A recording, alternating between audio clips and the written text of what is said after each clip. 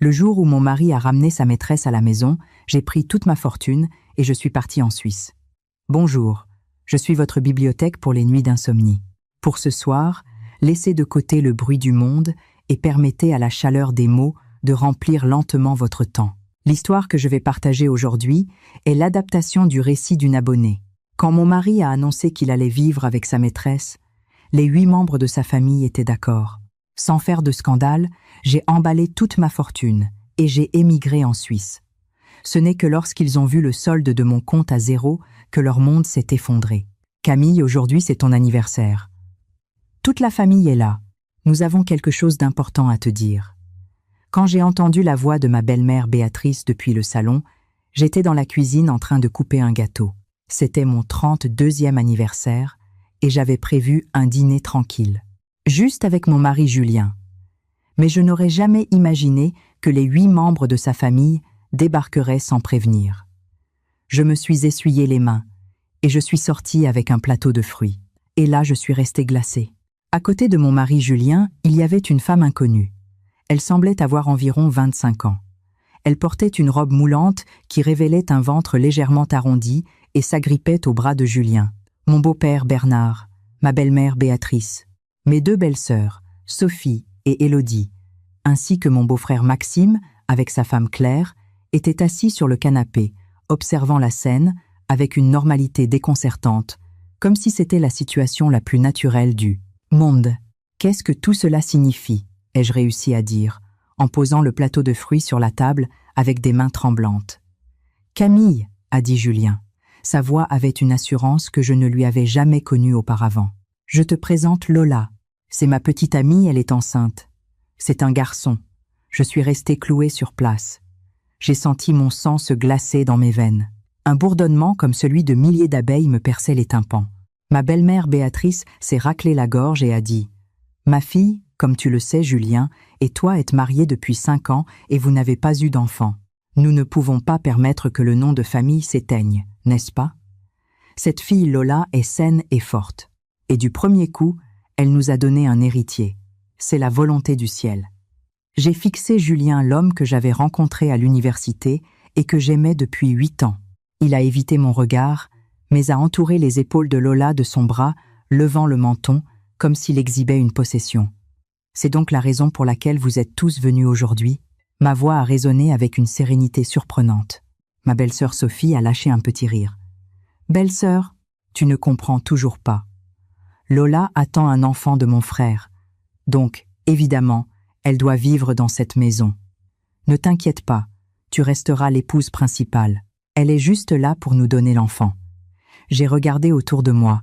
Tous avaient sur leur visage une expression de totale normalité. Mon beau-père fumait son cigare feignant de ne rien entendre. Mes 2 belles-sœurs échangeaient des regards comme si elles assistaient à un spectacle amusant. Même mon beau-frère et sa femme, avec qui j'avais toujours eu une relation plus proche, gardaient la tête baissée, jouant avec leur téléphone. J'avais tout compris. J'ai hoché la tête. La situation était tellement absurde qu'elle en devenait comique. Donc, la raison pour laquelle toute la famille est venue le jour de mon anniversaire, c'est pour m'informer que mon mari, en plein 21e siècle, a décidé de prendre une concubine. Camille, ma belle-mère a frappé la table de la paume de sa main. Qui crois-tu défier? Pendant des années, ton ventre est resté vide alors que tu retenais mon fils. Lola va nous donner un petit-fils. C'est une bénédiction pour cette famille. Soit tu l'acceptes, soit tu fais tes valises et tu dégages de cette maison immédiatement. J'ai pris une grande inspiration. La douleur de mes ongles s'enfonçant dans les paumes de mes mains fut la seule chose qui me permit de garder la raison. Je peux aller aux toilettes 1 minute, sans attendre de réponse. Je suis entrée dans la salle de bain et j'ai verrouillé la porte. Mon visage dans le miroir était pâle comme du papier, et je m'étais mordu la lèvre si fort qu'elle saignait presque. J'ai ouvert le robinet. Sous le couvert du bruit de l'eau qui coulait, j'ai pleuré en silence. Les larmes tombaient sur le marbre froid du lavabo, se brisant en petites gouttes, 8 ans de relation et de mariage. 5 ans de culpabilité, pour ne pas avoir pu concevoir un dévouement absolu. Pour eux, je n'étais qu'un instrument pour avoir des enfants. Si je ne pouvais pas concevoir, je ne méritais même pas la dignité humaine la plus basique. Je me suis lavé le visage. Je me suis regardé fixement dans le miroir. Après avoir pleuré étrangement, mon regard était devenu plus clair. Ce n'était pas que je n'avais pas remarqué les changements chez Julien ces dernières années. J'avais simplement voulu croire en lui. Maintenant, avec le recul, toutes ses actions, le téléphone toujours à la main, les excuses de travailler tard, sa froideur croissante, étaient des signes. J'ai essuyé mon visage et j'ai ouvert le cloud de mon téléphone. Il y a quelques mois, j'avais fait une sauvegarde de son historique WhatsApp.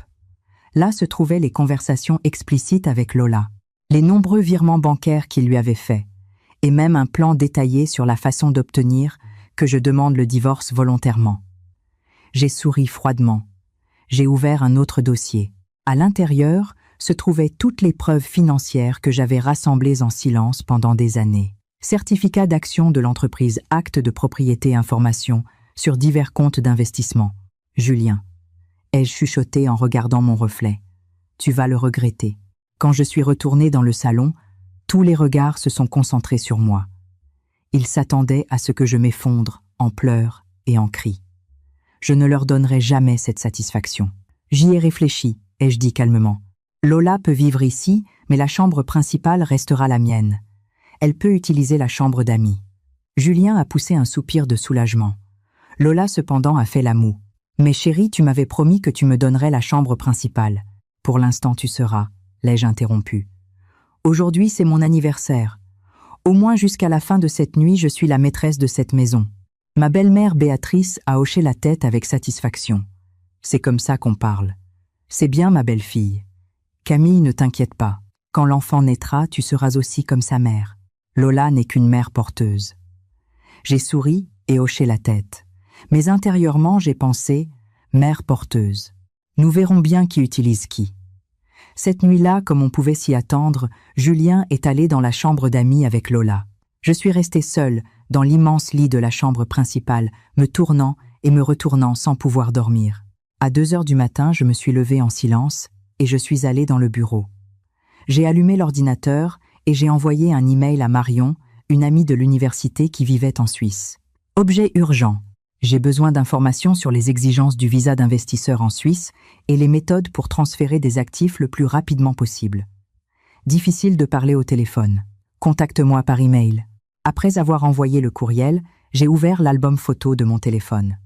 J'ai passé en revue les images de toutes ces années avec Julien, depuis le campus universitaire jusqu'à notre lune de miel aux Maldives. Depuis le petit sous-sol où nous avons commencé notre start-up jusqu'à la fête de célébration, le jour où l'entreprise est entrée en bourse. Sur chaque photo, son sourire semblait sincèrement heureux. Quand avait-il changé peu? Être que le cœur humain n'a jamais été quelque chose d'éternel et d'immuable. Dehors, le jour commençait à se lever. J'ai fermé mon ordinateur portable. Ma décision était ferme. S'il voulait continuer cette farce, je jouerais le jeu. Mais la fin de cette pièce, c'est moi qui l'écrirai. Belle-sœur, je vais utiliser cette armoire. J'ai rangé tes vêtements démodés dans le débarras au sous-sol. La voix de Lola a résonné depuis la chambre principale. Depuis le coin du couloir, j'ai observé cette femme de 7 ans plus jeune que moi, volter dans mon dressing comme un papillon.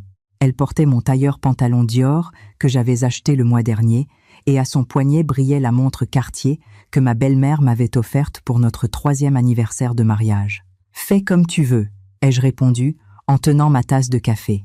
Ma voix était si sereine qu'elle m'a surprise moi-même.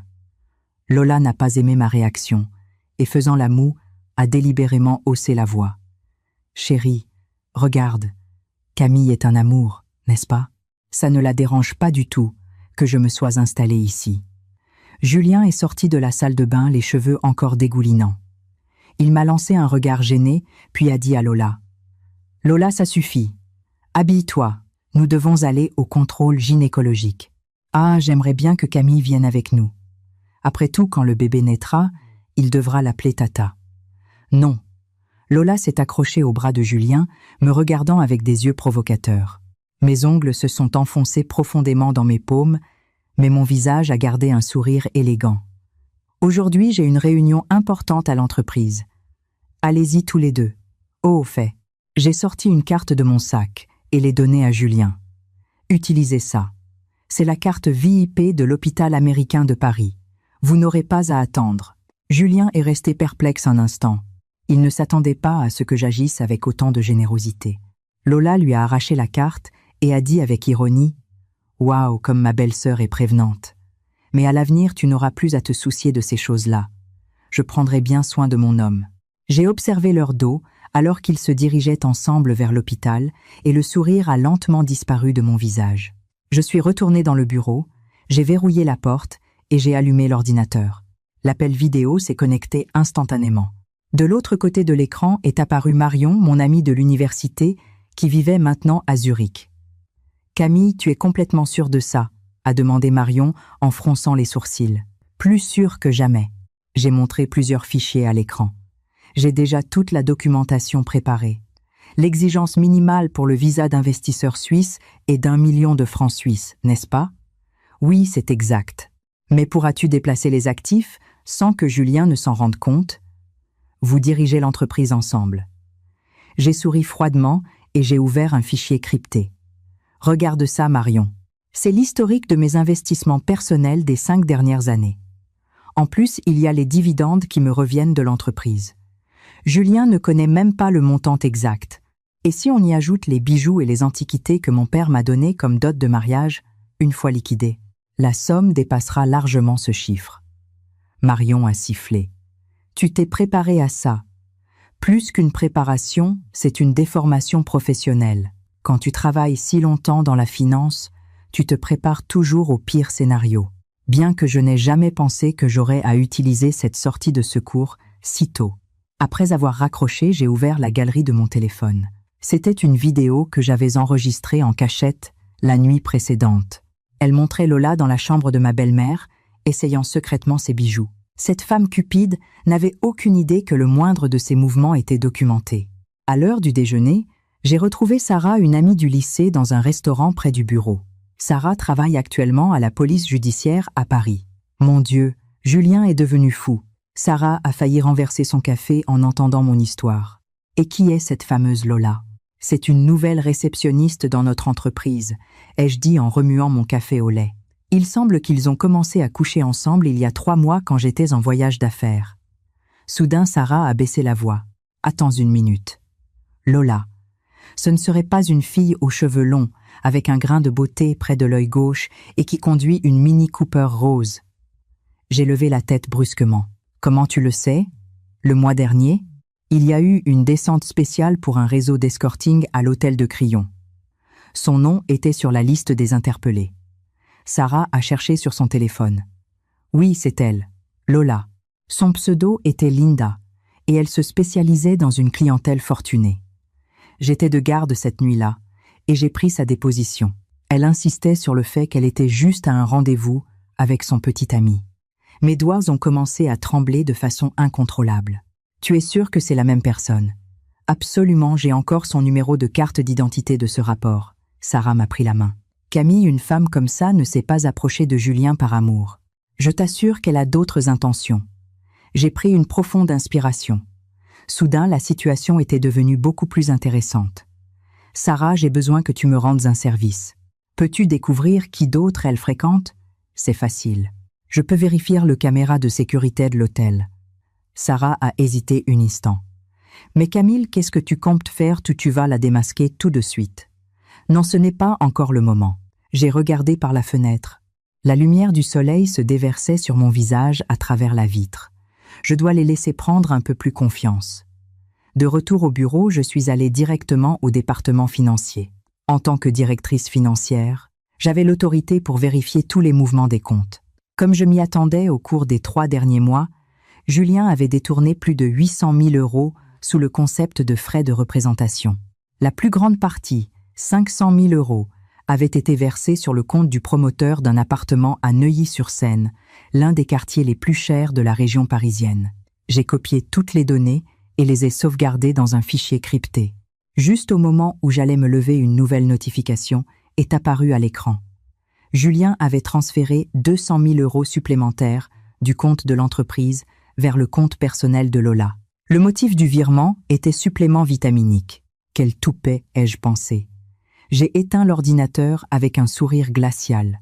En arrivant à la maison le soir, le salon était rempli de rires. Toute la belle famille, ainsi que Lola étaient assises autour de la table. Au centre, il y avait un énorme gâteau. « Camille, tu es déjà là. » Ma belle-mère Béatrice m'a souri. Une chose inhabituelle chez elle. « Viens vite. Nous célébrons le fait que Lola a atteint ses 3 mois de grossesse. Le médecin dit que le bébé est en très bonne santé et que c'est sans aucun doute un garçon. » J'ai remarqué que Lola portait une autre bague en diamant au doigt. C'était la bague de fiançailles Tiffany d'un carat que Julien m'avait offerte quand nous nous étions mariés. Maintenant, elle brillait au doigt de Lola sous la lumière. « Félicitations. J'ai posé mon sac et fait semblant de ne pas voir la bague. Je vais me changer. Ne pars pas, belle-sœur. » La voix mielleuse de Lola m'a donné des frissons. Aujourd'hui est un jour de fête pour toute la famille. Viens couper le gâteau avec nous. Ma belle-sœur Sophie est intervenue. C'est ça, belle-sœur. Ne gâche pas la fête. De toute façon, quand le fils de Lola naîtra, tu devras être comme sa deuxième mère. Je suis restée immobile, sentant 8 paires d'yeux fixés sur moi. Il voulait me voir m'effondrer, m'enrager. Il voulait que je montre que j'étais une épouse hystérique et aveuglée par la jalousie. Ce n'est qu'ainsi qu'ils pourraient continuer leur comédie ridicule avec la conscience tranquille. D'accord. J'ai souri et je me suis approchée de la table. Mais d'abord, laissez-moi me laver les mains. En passant près de Lola, j'ai accidentellement heurté son verre de jus. Le liquide rouge s'est renversé sur sa robe blanche, s'étendant instantanément. « Ah, ma robe !» a crié Lola. « Oh, je suis vraiment désolée. Ma main a glissé. » J'ai montré mes mains avec innocence. « Mais ne t'inquiète pas, cette robe ne coûte que 2000 €. Demande à Julien de t'en acheter une nouvelle. C'est un homme très généreux, capable de payer l'acompte d'un appartement d'un demi-million d'euros, sans scier. » Le silence s'est emparé de la table. Le visage de Julien est devenu blanc comme de la cire. Ma belle-mère a brusquement tourné la tête pour regarder son fils. « Quoi, un demi-million d'euros ?» Lola, nerveuse, a tenté de se justifier. « Belle-maman, ce n'est pas ça, c'est que... » J'ai vérifié que plus de 800 000 € sont sortis du compte de l'entreprise, ai-je dit calmement. Mais ce n'est pas grave. Après tout, la moitié des actions de l'entreprise appartiennent à Julien. Il peut dépenser son argent comme il le souhaite. Cela dit, je me suis dirigée vers ma chambre. Derrière moi, j'entendais les questions hystériques de ma belle-mère et les excuses entre les sanglots de Lola. J'ai fermé la porte et, adossée à celle-ci, j'ai laissé couler les larmes que j'avais contenues toute la journée. Mais je n'ai pleuré qu'1 minute. Je me suis essuyé les larmes et j'ai allumé mon téléphone. J'avais un message de Sarah. Je l'ai. « Ta concurrente est une sacrée numéro. » Elle sortait avec 3 hommes en même temps. L'un est Julien, un autre est Alexandre Valmont, le fils cadet du groupe Valmont. Et le 3e est Monsieur Chen, un actionnaire de votre entreprise. Le message incluait des captures d'écran des caméras de sécurité de l'hôtel. Elle montrait Lola dans des attitudes affectueuses avec 3 hommes différents. Sans m'en rendre compte, un sourire s'est dessiné sur mon visage. Cette femme cupide et stupide ne savait pas qu'elle marchait directement vers sa propre destruction. Et mon travail consistait simplement à observer en silence comment elle se passait elle-même, la corde au cou. Au petit matin, un courriel de Marion est arrivé de Suisse. « Tout est prêt. Nous pouvons commencer quand tu veux. Je t'ai mise en contact avec un banquier privé à Genève. Il est d'une confiance absolue. » J'ai répondu. « J'irai la semaine prochaine sous le prétexte d'un séminaire d'entreprise. Avant ça, j'ai besoin d'une faveur. Renseigne-toi sur ce que dit la loi suisse concernant le traçage des actifs après un divorce. » J'ai fermé mon ordinateur et j'ai regardé par la fenêtre. Les lumières de Paris continuaient de briller et dans mon cœur, une lumière encore plus brillante s'était allumée. C'était la lumière de la liberté. « Madame la directrice, voici votre carte d'embarquement. » Mon assistant Hugo m'a tendu ma mallette. Le transport en Suisse est entièrement confirmé. Le professeur Hans de l'université de Zurich viendra vous chercher personnellement à l'aéroport. J'ai hoché la tête et vérifié mes bagages une dernière fois. J'avais planifié ce voyage d'affaires 3 semaines auparavant, juste après cette réunion de famille surréaliste. Officiellement, j'allais participer à un séminaire sur les normes financières internationales. En réalité, c'était la première étape de mon plan de vengeance. « Hugo, je te laisse la charge de l'entreprise », ai-je dit. C'était l'une des rares personnes en qui je pouvais avoir confiance. Surtout, les rapports financiers ne doivent être publiés qu'après que je les ai personnellement examinés. Compris. Hugo a hésité un instant. Madame la directrice, le président Julien a approuvé hier 200 000 € supplémentaires de frais de représentation. Ils ont été traités via un compte de dépenses spéciales. J'ai esquissé un léger sourire. Approuve-le et assure-toi que tous les livres de comptes soient enregistrés avec clarté. J'ai ajouté, voyant son expression de perplexité, et garde tous les reçus et justificatifs. Plus c'est détaillé, mieux c'est. Lorsque l'avion a décollé, j'ai ressenti un étrange sentiment de libération en observant la silhouette de Paris devenir de plus en plus petite. Cette ville, où j'avais vécu plus de 30 ans, cette maison, que je croyais être mon foyer, pour toujours m'étouffer maintenant. 10 heures plus tard, l'avion a atterri à Zurich. Marion m'attendait comme promis. Dès qu'elle m'a vue, elle m'a prise dans ses bras. « J'ai tout préparé », a-t-elle chuchoté à mon oreille. Le directeur de la banque demain à 9, l'agent immobilier à 14. Elle m'a tendu une enveloppe. « Ce que tu m'as demandé est tout là, dedans, dans la chambre d'hôtel. » J'ai ouvert l'enveloppe. Elle contenait une enquête complète sur les antécédents de Lola. Elle n'était pas une simple réceptionniste, mais une intermédiaire de haut niveau spécialisée dans les élites fortunées. Son vrai nom était Chloé. Elle avait 26 ans et 3 antécédents pour escroquerie, bien qu'elle ait toujours été acquittée faute de preuves. Le plus surprenant était qu'il y avait une forte probabilité que le père du bébé qu'elle attendait ne soit pas Julien, selon l'enquête. À l'époque de la conception, elle avait entretenu des relations avec au moins 2 autres hommes. Julien. J'ai soupiré en lisant le rapport. Tu pensais avoir trouvé le grand amour, mais tu n'étais qu'un gros pigeon aux yeux d'une escroc professionnelle. Le lendemain matin, j'ai rencontré Maurice, le directeur d'une banque privée à Genève. Ce Suisse d'âge mûr à l'allure méticuleuse a écouté mes demandes et a hoché la tête. « Madame, selon la loi suisse, tant qu'il est possible de prouver l'origine licite des fonds, il est possible d'ouvrir un compte à votre nom exclusivement. Étant donné la somme considérable, je recommande de la transférer en plusieurs fois. Combien de temps nous faudra-t-il pour transférer tous les fonds? Si tout se passe bien, nous pouvons le terminer en 3 semaines. Cela ne sera pas détecté lors d'un audit comptable normal. » Maurice a ajusté ses lunettes. « Bien sûr, cela impliquera les honoraires correspondants. L'argent n'est pas un problème. J'ai sorti une clé USB de mon sac. Voici tous les documents prouvant l'origine de la première tranche de fonds. L'après-midi, un agent immobilier m'a emmené dans une villa sur les rives du lac des 4 cantons près de Lucerne. C'était une maison aux murs blancs et au toit rouge. À travers ses grandes baies vitrées, le lac resplendissant et les montagnes enneigées au loin ressemblaient à un tableau. Elle est à 20 minutes en voiture du centre, mais l'intimité est totale, a dit l'agent.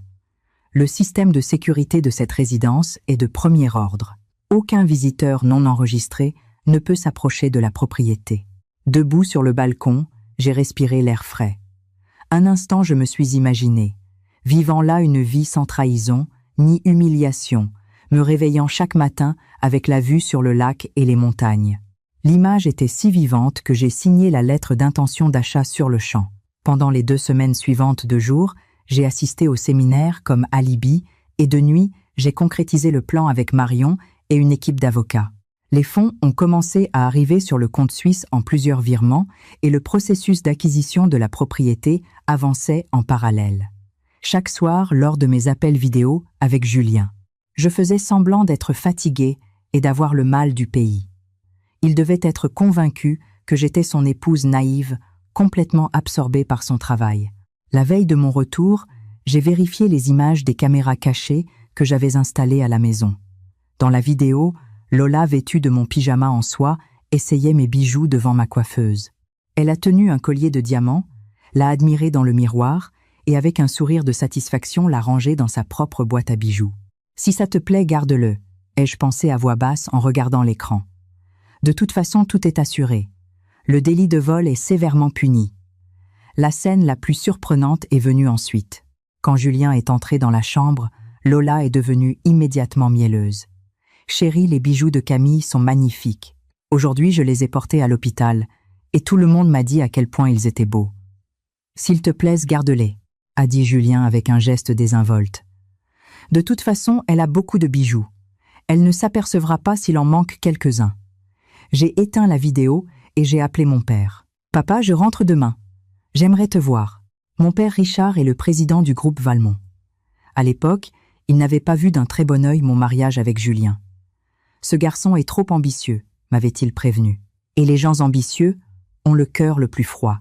Maintenant, je me rendais compte à quel point son jugement avait été incroyablement juste. Le lendemain de mon retour, je suis allé à l'entreprise de mon père sous le prétexte de présenter un rapport sur le séminaire. Depuis son bureau au dernier étage du siège du groupe Valmont, on dominait tout Paris. « Bien que comptes-tu faire ?» m'a demandé mon père sans détour en me servant une tasse de thé.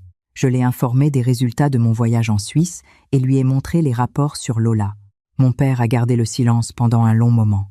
« L'entreprise de Julien est impliquée dans un grand projet, tu sais, » a-t-il dit soudainement. « Ils ont besoin d'une petite garantie de notre part. » J'ai levé la tête brusquement. « Quel projet ?» La requalification de certains terrains à Saint-Denis dans le cadre du Grand Paris. Un investissement total de 80 millions d'euros. Ils veulent que nous y participions pour nous donner 30% des actions. Mon père a souri froidement. Hier encore, son père Bernard est venu me voir. Il est venu me le demander avec une attitude très soumise. Bernard, mon beau-père, lui qui était normalement un homme si arrogant, était venu demander une faveur à mon père avec humilité. Ce n'était pas normal. Cela signifie qu'ils ont des problèmes de liquidité. Des problèmes graves, a dit mon père en sortant une liasse de papier d'un tiroir. Le taux d'endettement de l'entreprise de Julien a atteint 85% le semestre dernier. 3 banques leur ont déjà coupé le crédit. S'ils n'obtiennent pas ce projet, ils pourraient faire faillite par manque de liquidité. J'ai parcouru rapidement les documents. Un plan audacieux s'est formé dans mon esprit. Papa ne signe pas cette garantie. Et nous devons vendre discrètement toutes les actions que nous détenons de son entreprise. Une étincelle de satisfaction a brillé dans les yeux de mon père. J'ai déjà commencé. Puis il m'a regardé avec une expression solennelle. « Mais Camille, es-tu sûre de vouloir suivre cette voie ? Une fois que tu auras commencé, il n'y aura pas de retour en arrière. Depuis le jour de mon anniversaire, il n'y a déjà plus de retour en arrière, ai-je répondu avec calme. Sur le chemin du retour, j'ai reçu un appel de Hugo. Madame la directrice, nous avons un problème. Le président Julien a soudainement demandé à voir tous les relevés bancaires de l'entreprise, en particulier les comptes d'investissement sous votre autorité. Mon cœur a fait un bond. De ces comptes, près de 20 millions d'euros avaient déjà été transférés en Suisse. Pourquoi veut-il les vérifier soudainement ? Il semble que mademoiselle Lola lui ait mis cette idée en tête. Elle lui a dit que vous auriez pu détourner de l'argent de l'entreprise. J'ai souri avec froideur. Dis-lui qu'il peut les vérifier quand il veut. Ah, et les justificatifs des frais de représentation spéciaux que je t'ai demandé de préparer sont-ils prêts ? Oui, ils sont préparés dans les moindres détails. La voix de Hugo semblait hésitante. Madame la directrice, mais certaines dépenses sont vraiment embarrassantes. Parfait. J'ai raccroché et j'ai immédiatement composé un autre numéro. Sarah, j'ai besoin de ton aide. Peux-tu m'obtenir une copie du rapport et des preuves qui ont été recueillies lors de l'interpellation de Lola ? En arrivant à la maison, j'ai trouvé un désastre complet. Mon dressing avait été retourné jusqu'au dernier vêtement et il ne restait presque plus de cosmétiques sur ma coiffeuse. Même certaines des œuvres d'art que je collectionnais avaient disparu. Tu es déjà là, belle-sœur. Lola est sortie de la cuisine. Elle portait ma robe en édition limitée de chez Dior et à son poignet brillait le bracelet de famille que ma grand-mère m'avait légué. Julien et moi avons décidé de donner un nouveau souffle à la maison. Ça te plaît ? J'ai réprimé l'envie de la mettre en pièces et j'ai souri. Bien sûr, j'adore. Ah, au fait, j'ai sorti une belle boîte de ma valise. Je t'ai rapporté un cadeau de Suisse. Lola a ouvert la boîte avec impatience. À l'intérieur se trouvait un collier Cartier. En réalité, c'était une réplique de haute qualité que j'avais achetée à la hâte avant de rentrer, mais elle était presque indiscernable de l'original. Oh, c'est magnifique! Lola a mis le collier immédiatement et a fait un tour devant le miroir. Merci beaucoup, belle-sœur. Je suis contente que ça te plaise. J'ai photographié avec mon téléphone le moment où elle arborait le collier. L'original coûte plus de 100 000 €, alors prends-en bien soin. Ce soir-là, de manière surprenante, Julien a été le premier à m'adresser la parole. La rentabilité des comptes d'investissement de l'entreprise est plutôt bonne. Ses yeux vacillaient. Il essayait clairement de me sonder. Oui, j'ai commencé à investir dans des actifs étrangers l'année dernière et la rentabilité est de 30% supérieure à celle du marché national. Je lui ai délibérément donné de vraies informations. En particulier, une obligation suisse de 20 millions d'euros à un rendement annuel de 8%. Les yeux de Julien ont brillé. Tu gères tous ces comptes toute seule. Non, tout est enregistré au département des finances. J'ai pris une expression innocente. Pourquoi demandes-tu ça soudainement?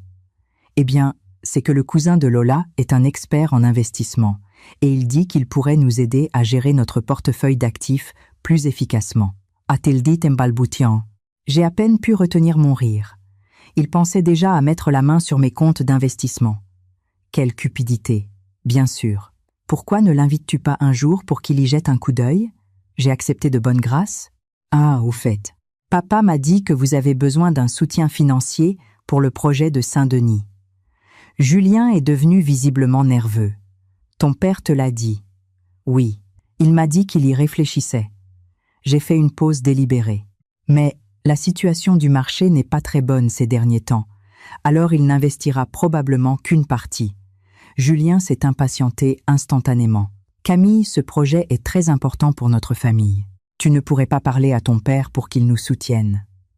Voir cet homme autrefois si arrogant me supplier m'a procuré un étrange sentiment de plaisir. Je ferai ce que je pourrai, ai-je dit en feignant d'y réfléchir. Mais mon père accorde beaucoup d'importance à l'harmonie familiale ces derniers temps. S'il apprenait notre situation spéciale, il pourrait s'inquiéter. Le visage de Julien s'est durci. « Tu me menaces? Comment peux-tu dire ça ?» J'ai pris un air offensé. « Je ne dis que la vérité. Tu connais mon père. Il déteste les situations troubles. » Cela dit, je me suis retournée et je suis allée dans ma chambre. Julien est resté seul dans le salon, le visage changeant de couleur. Dès que j'ai fermé la porte, j'ai allumé mon téléphone et vérifié les images de la caméra cachée. Lola était dans la chambre en train de fouiller dans mes tiroirs. Dans sa main, elle tenait mon passeport et plusieurs cartes de crédit. « Vol prend tout. Jai hujote. Avec chaque chose que tu emportes, tu creuses ta propre tombe un peu plus profondément. » À l'aube, j'ai accédé à mon compte bancaire suisse. J'ai confirmé que les 5 derniers millions d'euros avaient été crédités. Plus que 3 semaines et tout le transfert d'actifs serait terminé. Alors ce jeu passerait à la phase suivante. Dehors, la lune froide brillait haut dans le ciel. Je me suis souvenu des mots de mon père. Une fois que tu auras commencé, il n'y aura pas de retour en arrière. C'est vrai. Je n'avais pas besoin d'un chemin de retour. J'avais juste besoin d'un chemin vers la liberté, même si ce chemin devait passer par l'enfer. Ma fille apporte un peu de fruits. Allez. Ma belle-mère Béatrice m'a donné l'ordre comme si j'étais une servante. Avec un sourire, je lui ai servi les fruits que j'avais épluchés et coupés avec soin. Aujourd'hui, c'était le 60e anniversaire de ma belle-mère. La famille avait réservé une salle de banquet dans l'hôtel le plus luxueux de la ville, invitant près de 200 parents. Lola, avec son ventre, déjà proéminent, se pavanait parmi les invités comme un paon, recevant des félicitations et des éloges. « Quelle chance à notre Julien! Il aura bientôt un fils », a dit une parente d'une voix forte, me regardant du coin de l'œil. Pas comme d'autres qui, après tant d'années de mariage, n'ont pas été capables de donner un héritier. La salle est restée silencieuse un instant. Mes jointures sont devenues blanches autour de la coupe de champagne, mais j'ai gardé un sourire élégant sur mon visage. Julien s'est raclé la gorge gênée, tandis que Lola victorieuse s'accrochait à son bras et me regardait avec défi. Belle-mère, que vous en fêtiez beaucoup d'autres. J'ai levé ma coupe pour porter un toast en haussant délibérément la voix. Ne vous inquiétez pas. Julien et moi prendrons très bien soin d'elle pour que vous puissiez embrasser votre premier petit-fils le plus tôt possible. Ma belle-mère m'a adressé un rare sourire d'approbation et les invités autour de moi ont loué ma générosité et ma sagesse.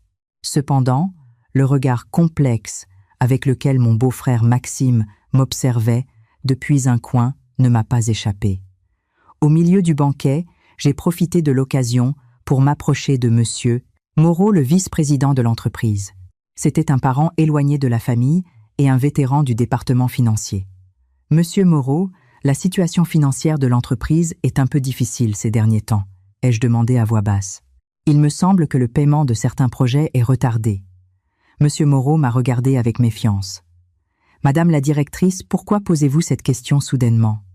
Je suis juste inquiète. Je lui ai servi un peu de thé. Je suis aussi actionnaire. Dernièrement, j'ai entendu des rumeurs inquiétantes. Le manque de fonds pour le projet de Saint-Denis est grave, n'est-ce pas ? » Monsieur Moreau a hésité un instant et a finalement soupiré. Pour être franc, le président Julien a retiré une grande quantité de fonds de l'entreprise dernièrement. Je ne connais pas le montant exact, mais selon un comptable de l'équipe, rien que le mois dernier, c'était près de 3 millions d'euros. C'est pour l'appartement de mademoiselle Lola, n'est-ce pas ? Ai-je demandé l'air de rien. Monsieur Moreau m'a regardé avec horreur. Il le savait. L'acompte du duplex à Neuilly-sur-Seine était de 5 millions. 3 sont sortis du compte de l'entreprise et les 2 autres du compte personnel de Julien. J'ai agité légèrement ma tasse de thé. Mademoiselle Lola a signé le compromis de vente, mais ils n'ont pas encore pu signer l'acte définitif car elle a d'autres dettes en attente. Le visage de Monsieur Moreau s'est durci.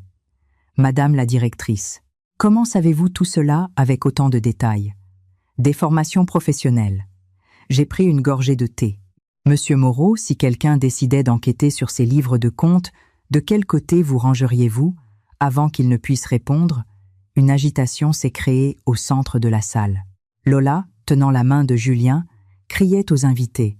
« Attention, tout le monde, nous avons déjà choisi un nom pour notre bébé. Si c'est un garçon, il s'appellera Mathis. Et si c'est une fille, Chloé. » Les invités ont applaudi et ma belle-mère Béatrice souriait d'une oreille à l'autre. C'est merveilleux, quel beau nom. Mathis et Chloé, des noms d'enfants bons et obéissants. J'ai discrètement activé le dictaphone de mon téléphone. Je me suis approché de Julien. « Julien, quel beau prénom. Mais... » J'ai laissé ma phrase en suspens. J'ai entendu dire que le quartier de Neuilly n'a pas les meilleures écoles internationales. Pourquoi ne déménageriez-vous pas au Vésinet ? C'est un peu plus cher, mais pour l'avenir de l'enfant. Ce n'est pas la peine, a dit Julien avec fermeté. Cet appartement est plus que suffisant. Il fait plus de 200 mètres carrés. Et il a enlacé Lola avec fierté. À l'avenir, toute ma fortune sera pour mon fils. Crois-tu que je m'inquiéterais de ne pas pouvoir l'envoyer dans une bonne école ? Vraiment, toute ta fortune pour ton fils, ai-je demandé, en feignant la surprise. Et tes actions de l'entreprise, bien sûr, tout pour mon fils. La voix de Julien, probablement à cause de l'alcool, s'est faite plus forte. Pour qui crois-tu que j'ai travaillé toute ma vie ? Pour mon fils. Que tous les gens présents soient témoins. Quand mon fils naîtra, je mettrai tous mes biens à son nom. Les invités ont de nouveau applaudi, et Lola m'a lancé un regard de défi, avec un sourire victorieux. J'ai souri et hoché la tête, tout en vérifiant que mon téléphone dans ma poche continuait d'enregistrer. À la fin du banquet, je me suis excusée en disant que j'avais du travail, et je suis allée directement au bureau. Dans le bureau vide, j'ai allumé l'ordinateur et ouvert tous les registres financiers des 3 derniers mois. Monsieur Moreau avait raison. Julien avait détourné une somme faramineuse, et ses méthodes étaient si maladroites qu'il avait à peine essayé de le cacher. J'ai copié toutes les preuves sur une clé USB cryptée, et puis j'ai pris une décision audacieuse. J'ai laissé une trace dans l'historique d'accès au système. Une trace évidente, mais qui ressemblerait à une erreur accidentelle. Si Julien vérifiait les registres, il saurait sans doute que quelqu'un avait retracé ses mouvements financiers. Quand j'ai fini, c'était déjà le petit matin. J'étais en train de m'étirer et d'éteindre l'ordinateur quand une nouvelle notification d'email est apparue. C'était un message de Marion depuis la Suisse. Le dernier transfert est arrivé sur mon compte sans problème. Les formalités administratives pour la propriété sont également terminées. Les clés et les documents sont gardés dans le coffre-fort de la banque, comme tu l'as demandé. Et à propos de ce que tu as demandé sur le traçage des actifs post-divorce, la loi suisse est assez différente de la loi française. Avant que je puisse finir de lire la porte, du bureau s'est ouverte à la volée. Julien, le visage rougi par l'alcool, se tenait sur le seuil. « Alors tu étais là. » Il s'est approché à grands pas. « Tu as vérifié les livres de l'entreprise, n'est-ce pas ?» J'ai fermé mon ordinateur portable avec calme. « C'est une vérification de routine. En tant que directrice financière, ça fait partie de mon travail. Ne me raconte pas d'histoire. » Julien a frappé le bureau de la paume de sa main. Lola avait raison. Tu as enquêté sur moi. Enquêté. J'ai souri froidement. Tu parles d'enquêter sur la façon dont tu as détourné les fonds de l'entreprise pour acheter un appartement à ta maîtresse ou d'enquêter sur tes sales notes de frais de représentation. Le visage de Julien est devenu blanc, comme de la cire. Toi, comment? J'en sais beaucoup plus que tu ne l'imagines. Je me suis levée et je l'ai regardé dans les yeux. Par exemple, les 3 hommes que Lola voyait en même temps, ou son brillant palmarès d'escroquerie. Ou, j'ai fait une pause délibérée. Sur qui est le véritable père du bébé qu'elle porte dans son ventre? Le poing de Julien a frappé le mur avec force. Tais-toi, ce sont des conneries. Vraiment. J'ai ouvert mon téléphone et je lui ai montré la photo que Sarah m'avait envoyée. Voici une image des caméras de sécurité de l'hôtel avec Lola et Alexandre Valmont entrant ensemble. 1 semaine avant qu'elle ne te dise qu'elle était enceinte. Et ça. Je suis passée à l'image suivante. C'est elle sortant de l'hôtel avec Monsieur Chen, l'un de nos actionnaires. À ce moment-là, elle était déjà enceinte de 2 mois. Les yeux de Julien se sont écarquillés et sa respiration est devenue agitée. C'est impossible. Un test de paternité est très simple. On peut le faire dès que le bébé sera né. J'ai rangé mon téléphone. Mais on n'aura probablement pas besoin d'attendre jusque-là. Qu'est-ce que tu veux dire? A demandé Julien sur la défensive. Divorçons, ai-je dit calmement. Je veux mettre fin à cette farce, une bonne fois pour toutes. Julien est resté perplexe un instant, puis un sourire cruel s'est dessiné sur son visage.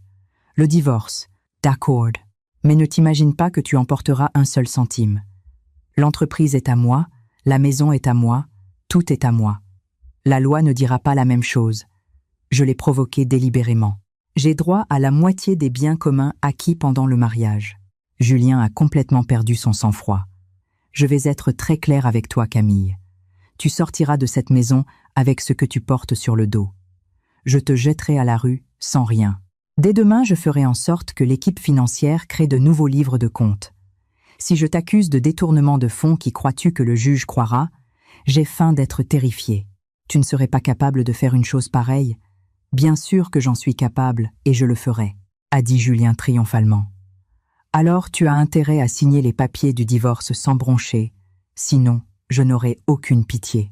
J'ai baissé la tête et j'ai commencé à sangloter, faisant croire que je m'effondrais. Julien, croyant que je pleurais, s'est enhardi encore plus. Tu aurais dû agir comme ça dès le début. Si tu avais accepté Lola sans faire d'histoire, tu n'en serais pas arrivé là. Maintenant, il est trop tard pour regretter. Quand il est sorti en claquant la porte, j'ai relevé la tête. Il n'y avait pas une seule larme sur mon visage. Au contraire, un sourire froid se dessinait sur mes lèvres. Toute la conversation venait d'être enregistrée par un autre téléphone que je gardais dans ma poche. J'ai allumé l'ordinateur et j'ai rapidement envoyé un email à Marion. Accélère la dernière phase. Nous allons devoir passer au plan B. Puis, j'ai envoyé un message crypté à mon père. Lance la récupération des fonds. Quand j'ai terminé, je me suis adossée à mon fauteuil. Tout se déroulait selon le plan. La colère de Julien, ses menaces, même son plan pour me piéger. Tout était prévu. Le plus ironique était qu'il avait lui-même dit qu'il me jetterait dehors sans rien. Ce serait la preuve la plus accablante lors d'un procès. Si j'y ajoutais l'enregistrement du banquet où il promettait de donner toute sa fortune à son fils et les preuves de son détournement de fonds, le résultat était clair. J'ai éteint la lumière et me suis approchée de la grande baie vitrée pour contempler les lumières de la nuit. Les enseignes au néon au loin ressemblaient à des feux d'artifice célébrant ma victoire. La vengeance est un plat qui se mange froid. À partir de demain, j'exécuterai la phase suivante de mon plan, jouer le rôle d'une épouse brisée par un traumatisme psychologique. L'épouse dévouée, poussée à la folie par son mari et sa maîtresse. Quel personnage parfait! Qui soupçonnerait qu'une telle femme puisse préparer une vengeance aussi méticuleuse? J'ai pris un cadre photo sur le bureau. C'était une photo de notre mariage. J'ai sorti la photo avec soin et je l'ai déchirée en 2. Puis j'ai mis la moitié avec le visage de Julien dans le destructeur de documents. Le jeu a commencé, chérie, ai-je chuchoté dans le bureau vide. J'espère que tu aimeras la fin que j'ai préparée pour toi. Aux urgences. La lumière de l'aube filtrait à travers les fentes des stores. Allongé sur un brancard, je fixais le plafond. Mon interprétation d'une dépression nerveuse la nuit précédente avait été impeccable. J'avais tout détruit à la maison. J'avais crié de façon hystérique et j'étais finalement tombée au sol en écumant de la bouche. Tension artérielle de la patiente normale, saturation en oxygène 90-18. Pas de lésions externes, a dit le médecin à l'infirmière. Cependant, le réflexe pupillaire à la lumière est lent. On soupçonne un trouble dissociatif dû à un traumatisme psychologique sévère. J'ai gardé une expression vide sans même cligner des yeux. Dans un coin, le visage de Julien était rempli d'agacement. Ma belle-sœur Sophie feignait une inquiétude démesurée. « Docteur, ma belle-sœur a dû subir un choc terrible. Tout est de la faute de mon frère. À quoi ça sert de dire ça maintenant ?» a pesté Julien à voix basse. « Donnez-lui des médicaments et qu'on puisse la ramener à la maison. »« Ce ne sera pas possible, » a dit le médecin en ajustant ses lunettes. La patiente se trouve actuellement dans un état de trouble dépressif majeur avec des symptômes psychotiques. Elle a besoin d'au moins 2 semaines d'observation à l'hôpital. Le visage de Julien s'est assombri. 2 semaines, si longtemps. Le traitement des maladies mentales ne peut pas être précipité. La voix du médecin était ferme. Si le tuteur ne coopère pas, nous pourrions demander une hospitalisation sous contrainte par décision de justice. J'ai failli éclater de rire. Ce médecin était le cousin d'une amie de l'université. La nuit dernière, je l'avais contacté en secret et nous avions planifié ensemble tout ce scénario de diagnostic. Personne ne soupçonnerait qu'une folle dans un service psychiatrique puisse préparer quoi que ce soit. « D'accord, qu'elle soit hospitalisée », a dit Julien à contre-cœur. « Sophie, reste ici pour t'occuper de ta belle-sœur. » Quand Sophie a tenté de protester, le médecin a ajouté « La patiente a besoin de repos absolu. Les tuteurs peuvent se relayer pour lui rendre visite, mais les visites ne doivent pas dépasser 1 heure. Une fois qu'ils m'ont transférée dans une chambre individuelle, tout le monde est parti. Dès que j'ai entendu la porte se fermer, j'ai bondi du lit. J'ai sorti le téléphone que j'avais réussi à cacher dans mes sous-vêtements. Le premier message était de Marion. « Toutes les démarches en Suisse sont terminées, prêtes à commencer quand tu veux. » Le deuxième était de mon père, garantie refusée. Début de la récupération des fonds. Le troisième était de Sarah. « Lola a rendez-vous aujourd'hui à l'hôpital américain. » J'ai envoyé quelqu'un pour obtenir une copie du rapport. J'ai répondu rapidement. « Concentre-toi sur le groupe sanguin et les semaines de grossesse. » Puis j'ai effacé tout l'historique. Je venais à peine de ranger le téléphone que j'ai entendu tourner la poignée de la porte. Je me suis rapidement allongée sur le lit et j'ai repris mon expression vide. Sophie est entrée avec une corbeille de fruits. Son visage débordait d'une fausse sollicitude. « Belle-sœur, tu te sens un peu mieux. » Je me suis contentée de regarder le plafond sans bouger. « Ah, ne le prends pas tellement à cœur », a-t-elle dit en s'asseyant à côté du lit, mais sa voix suintait la jubilation. « Que Lola soit enceinte, c'est une bonne chose. Quand le bébé naîtra, tu pourras aussi aider à t'en occuper. » Sous la couverture, mes doigts se sont crispés, mais mon visage est resté impassible. « Ah, au fait !» a dit Sophie en baissant soudainement la voix. « Mon père m'a demandé quand est-ce que ton père va signer la garantie, celle pour le projet de Saint-Denis. Il dit qu'il ne peut pas attendre beaucoup plus longtemps. » C'était donc ça, ai-je pensé avec mépris. Ce qui les inquiétait n'était pas ma santé, mais l'argent de ma famille. Comme je ne répondais pas, Sophie m'a poussé avec agacement. « Tu m'écoutes. Ne fais pas semblant de ne pas m'entendre. Toute la famille est sens dessus dessous, et toi tu es là à faire la folle si confortablement. » J'ai lentement tourné la tête et je l'ai regardée avec l'expression la plus vide que j'ai pu feindre. Puis soudainement j'ai ouvert la bouche et j'ai souri d'une oreille à l'autre. « Il y a beaucoup de sang. » Sophie a reculé effrayée. « Quoi, qu'est-ce que tu fais ? Le sang du bébé. Tout est teint en rouge, » ai-je dit d'une voix rauque, fixant son ventre. Sophie pâle a attrapé son sac et est partie en courant. Médecin, infirmière. Cette femme est folle. Quand la porte s'est refermée avec fracas, j'ai repris mon calme. J'ai sorti un stylo que j'avais caché sous l'oreiller et j'ai écrit quelques mots-clés sur mon avant-bras garanti. Saint-Denis, 2 semaines. Le lendemain matin, une jeune infirmière est venue me donner mes médicaments. « Madame Camille, c'est l'heure de vos médicaments. » Elle m'a tendu les pilules et un verre d'eau et m'a discrètement glissé un mot dans la main. Quand l'infirmière est partie, j'ai ouvert le mot. Résultat de l'analyse de Lola obtenue. Groupe sanguin AB. 14 semaines de grossesse. Photo du rapport en pièces jointes. Sarah. J'ai failli éclater de rire. Julien était du groupe O et moi du A. Selon les lois de Mendel, son enfant ne pourrait jamais être du groupe AB. Cette fameuse Lola avait essayé de les escroquer sans avoir même les connaissances les plus basiques en biologie. J'ai mâché le papier, jusqu'à en faire une bouillie, je l'ai craché dans les toilettes et j'ai tiré la chasse d'eau. Ensuite, j'ai commencé à faire des calculs. 14 semaines de grossesse, c'est, dire 3 mois et demi. À cette époque, Julien était en voyage d'affaires aux États-Unis. Et selon les informations de Sarah pendant cette période, Lola avait entretenu des relations avec au moins 2 autres hommes. À midi, Julien est venu me voir en personne, une chose inattendue. Il a même apporté un bouquet de fleurs, un geste purement hypocrite. « Camille, tu vas mieux ?» Il est resté à 2 mètres du lit, comme si ma maladie était contagieuse. J'ai continué ma comédie. J'ai regardé un coin du mur et j'ai commencé à parler toute seule. « Petite araignée, ne t'échappe pas. Maman va te faire une petite robe. » Julien a froncé les sourcils. « Qu'a dit le médecin? Quand pourras-tu sortir? » « Sortir. Sang. Il y a du sang partout. » Soudain, je l'ai attrapé par le bras. « Tu l'as vu aussi, n'est-ce pas? Le sang du bébé. » Il a violemment repoussé ma main. « Arrête de faire semblant. J'ai 1000 choses à faire à l'entreprise. Et toi, tu es là à perdre ton temps. Entreprise. Argent. Il y a beaucoup d'argent. » J'ai souri comme une idiote. Il s'est envolé. Tout s'est envolé. Le visage de Julien a changé. « Qu'est-ce que tu veux dire? Quel argent s'est envolé ?» Je me suis retournée vers le mur et j'ai cessé de lui prêter attention. Julien a fait les 100 pas nerveusement dans la pièce, puis est finalement parti furieux. Je savais qu'il irait directement vérifier les comptes de l'entreprise. Et là, une grosse surprise l'attendait.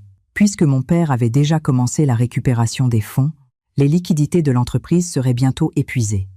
L'après-midi, l'infirmière est revenue cette fois avec des nouvelles plus importantes. « Madame Camille, un monsieur qui se dit être votre ami, monsieur Martin, vous attend en bas. Il dit qu'il est venu pour une affaire d'expertise d'antiquité. » Mes yeux ont légèrement brillé. Monsieur Martin, mon contact pour la vente d'antiquités. Il semblait que mon plan suivait son cours. « Je pourrais le voir ?» ai-je demandé à voix basse. L'infirmière a hoché la tête.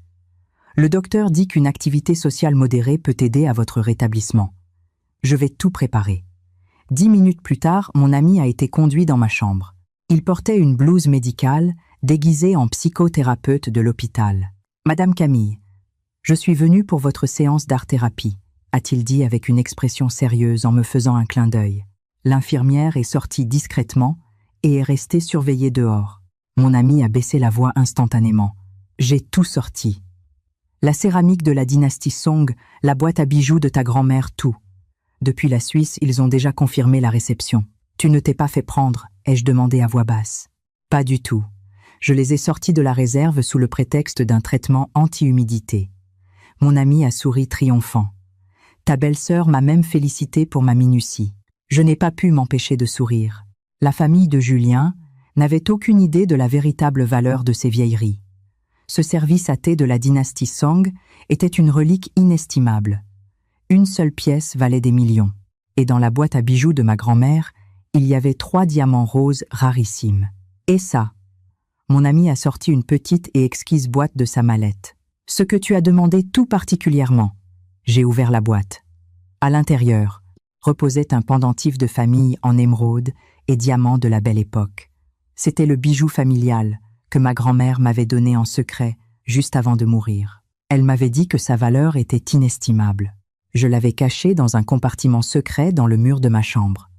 Même Julien ignorait son existence. Merci. J'ai rangé le pendentif avec soin sous mes vêtements. Encore une faveur. Donne ça à Sarah. Je lui ai tendu un papier avec un mot de passe et un numéro de compte. Juste après le départ de mon amie, Sophie est réapparue cette fois avec des nouvelles choquantes. Belle-sœur Lola a perdu le bébé. J'ai levé la tête brusquement. Cette fois, ce n'était pas de la comédie. J'étais vraiment surprise. C'est arrivé tout à l'heure. Soudain, elle s'est mise à saigner abondamment. Le visage de Sophie montrait une étrange excitation. Le médecin n'a rien pu faire. J'ai immédiatement compris ce qui s'était passé, mais à l'extérieur, j'ai gardé mon expression vide. Sang. As-tu vu beaucoup de sang? Oui, tu l'avais prédit, a dit Sophie avec exaltation. Ma mère dit que c'est la volonté du ciel, que cette Lola n'avait pas la bénédiction d'avoir un enfant de notre famille. À ce moment-là, Julien a fait irruption dans la pièce. Il avait les yeux injectés de sang. « Camille, c'est toi. » Je me suis recroquevillée dans un coin du lit, feignant la terreur. L'araignée, la petite araignée. « Frérot, qu'est-ce que tu fais ? Ta belle-sœur a été à l'hôpital tout le temps. » Sophie s'est interposée. Alors pourquoi Lola a fait une fausse couche soudainement ? Le médecin a dit qu'il semblait qu'elle avait mangé quelque chose de périmé. Julien m'a pointé du doigt. « Je suis sûre que c'est toi qui l'as ordonné.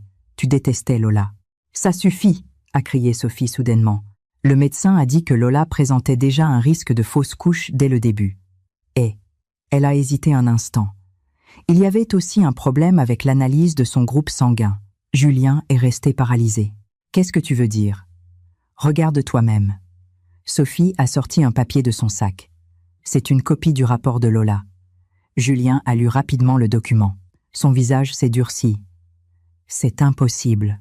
Maman a déjà fait faire une enquête, » a dit Sophie à voix basse. Lola fréquentait d'autres hommes à cette époque. Il est possible que le bébé ne soit pas de toi. Julien est resté là comme s'il avait été frappé par la foudre. Dans le lit, je pouvais à peine contenir mon rire. Cette comédie était beaucoup plus intéressante que je ne l'avais imaginé. Soudain, le téléphone de Julien a sonné. Il a répondu machinalement. Son expression est passée du choc à la panique. Quoique monsieur Moreau a amené des auditeurs pour vérifier les livres. Depuis quand ton père est au courant ? J'y vais tout de suite. Il a raccroché et m'a lancé un regard assassin. Ne crois pas qu'en faisant la folle, tu vas me tromper. L'affaire de l'entreprise n'est pas encore terminée. Cela dit, il est sorti en courant de la chambre. Sophie a hésité un instant et l'a suivi. Enfin, la chambre a retrouvé le silence. J'ai poussé un long soupir et j'ai sorti mon téléphone de sous l'oreiller. J'avais un court message de mon père. Le retrait a commencé. J'ai répondu. Je serai à l'hôpital encore 3 jours. J'ai rangé le téléphone et je me suis approché de la fenêtre. Le crépuscule teignait de sang toute la ville. Cela ressemblait au grand final d'une pièce de théâtre et je savais que le meilleur était encore à venir. Cette nuit-là, mon état s'est soudainement amélioré et j'ai pu tenir des conversations simples. Le médecin de garde, étonné par ce miracle médical, l'a noté dans mon dossier et a recommandé quelques jours supplémentaires d'hospitalisation pour observer mon évolution. Le lendemain, Sophie est venue avec d'autres bonnes nouvelles. Après l'hospitalisation de Lola pour la fausse couche, 3 hommes sont apparus simultanément dans sa chambre, parmi lesquels Alexandre Valmont, du groupe Valmont, ce qui a provoqué un scandale monumental. Dans l'entreprise, M. Moreau avait dénoncé le détournement de fonds de Julien, et le conseil d'administration avait exigé un audit complet. Et le plus ironique de tout, ma belle-mère Béatrice avait découvert que plus de la moitié de ses précieux bijoux avaient disparu. Tous avaient été volés et vendus par Lola. « Maman a été hospitalisée à cause du choc », a dit Sophie avec une mine d'enterrement. « La maison est un chaos. Papa dit que tout est de la faute de mon frère pour avoir ramené cette mauvaise femme à la maison. Je lui ai tapoté la main avec impuissance. Ne t'inquiète pas, on va bientôt me donner mon autorisation de sortie et je vous aiderai. » Sophie a semblé émue et m'a pris la main. « Belle-sœur, tu es la seule qui nous reste. Cette sorcière de Lola qui sait combien d'argent elle a soutiré à mon frère. » J'ai souri et hoché la tête. À l'intérieur, je me suis dit « Ce n'est que le début. Les choses amusantes commencent maintenant. » 3 jours plus tard, le médecin m'a autorisé à sortir. Julien n'est pas venu me chercher. À sa place, c'est mon beau-frère Maxime qui est venu. Dans la voiture, il a hésité plusieurs fois avant de finalement dire une seule phrase. « Belle-sœur, je suis désolé. Quand je suis arrivée à la maison, toutes mes affaires avaient été déplacées dans le débarras. La chambre principale qui avait été occupée par Lola était maintenant un vrai chaos. Au mur, il y avait encore quelques photos d'elle et de Julien ensemble. En silence, je les ai décrochées avec des ciseaux. Tard, dans la nuit. Julien est rentré à la maison ivre et titubant. En me voyant, il s'est arrêté net. « Comment ça se fait qu'il t'ait laissé sortir ? Le médecin a dit que j'allais bien, » ai-je répondu calmement. Il m'a regardé fixement pendant quelques secondes, puis soudain s'est agenouillé devant moi et m'a embrassé les jambes. « Camille, je suis désolé, je me suis trompé. Cette sorcière de Lola m'a trompé. Le bébé n'était même pas de moi. Maintenant l'entreprise est un désastre. S'il te plaît, aide-moi. J'ai caressé sa tête doucement, comme si je consolais un chien perdu. Ne t'inquiète pas, tout ira bien. Et je le pensais vraiment. Tout se passait vraiment bien selon mon plan. Pour moi, bien sûr. À l'aube, j'ai confirmé la notification de la banque suisse. Le dernier virement était terminé. Demain, je demanderai formellement le divorce. Et cet homme qui avait autrefois pensé pouvoir dominer le monde se rendrait compte qu'il avait tout perdu. J'ai touché le pendentif Belle Époque que je gardais dans mon pyjama. Son contact froid m'a rassuré. Ma grand-mère avait raison. Les trésors les plus précieux se cachent souvent dans les endroits les plus inattendus. Tout comme la vengeance parfaite se part souvent du masque de la soumission la plus absolue. À 3 heures du matin, l'email de confirmation finale de la banque suisse est arrivé. J'ai lu et relu les quelques lignes sur l'écran de mon téléphone. Chère cliente, le transfert de tous vos actifs a été effectué. Le montant total est de 120 millions de francs suisses. Si vous avez besoin d'une aide supplémentaire, n'hésitez pas à contacter votre gestionnaire. Les premières lueurs de l'aube pointaient à peine à l'horizon. J'ai lâché un soupir silencieux. 2 ans de planification méticuleuse portaient enfin leurs fruits. Aujourd'hui, entouré de rouge sur le calendrier, marquait exactement 6 mois après mon 32e anniversaire. Exactement 6 mois depuis cette réunion de famille cauchemardesque. Je me suis levée et j'ai délibérément choisi un tailleur beige simple et un maquillage léger. Je voulais paraître humble et soumise. Mon reflet dans le miroir était celui d'une femme pathétique, complètement épuisée par la vie. Camille, tu t'es levée bientôt. Julien est sorti de la chambre d'amis. Il avait de profondes cernes sous les yeux. Après que la tromperie de Lola eût été découverte, il avait été banni de la chambre principale. Mais il continuait à vivre dans la maison avec un culot incroyable. « Oui, j'ai quelque chose à vous dire », ai-je dit d'une voix douce, gardant la tête baissée. « Peux-tu demander à ton père et à ta mère de venir aussi ?» Julien m'a regardé avec méfiance. « Qu'est-ce qu'il y a ?» C'est à propos de notre avenir. J'ai levé les yeux, laissant des larmes perler à mes cils. J'ai fini par accepter la situation. 1 heure plus tard, les 8 membres de la famille étaient à nouveau réunis dans notre salon. C'était la même scène que cette comédie d'il y a 6 mois.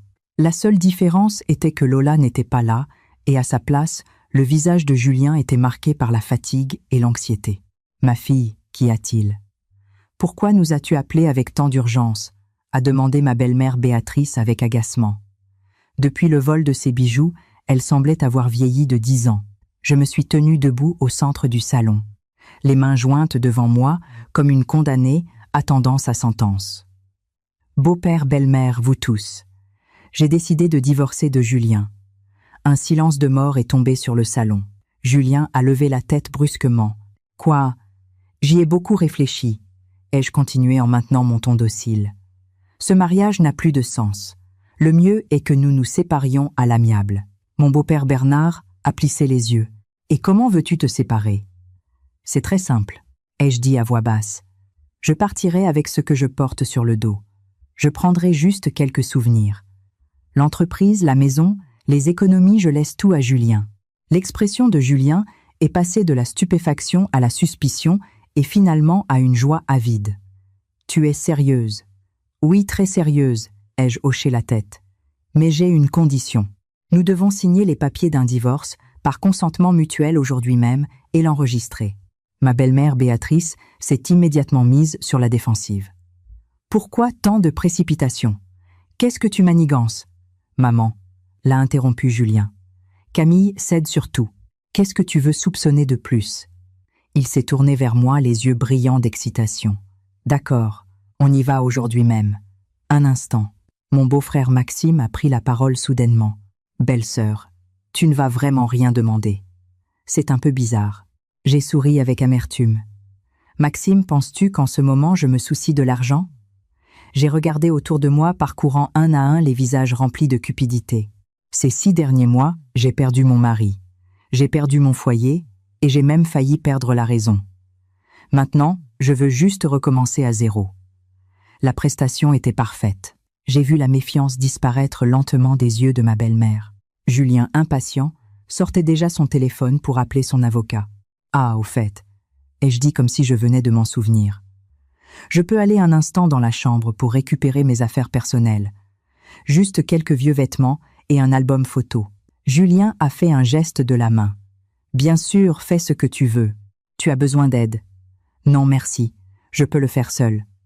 Je me suis dirigée vers la chambre en réprimant un sourire. Dès que j'ai fermé la porte, j'ai sorti la valise que j'avais déjà préparée sous le lit.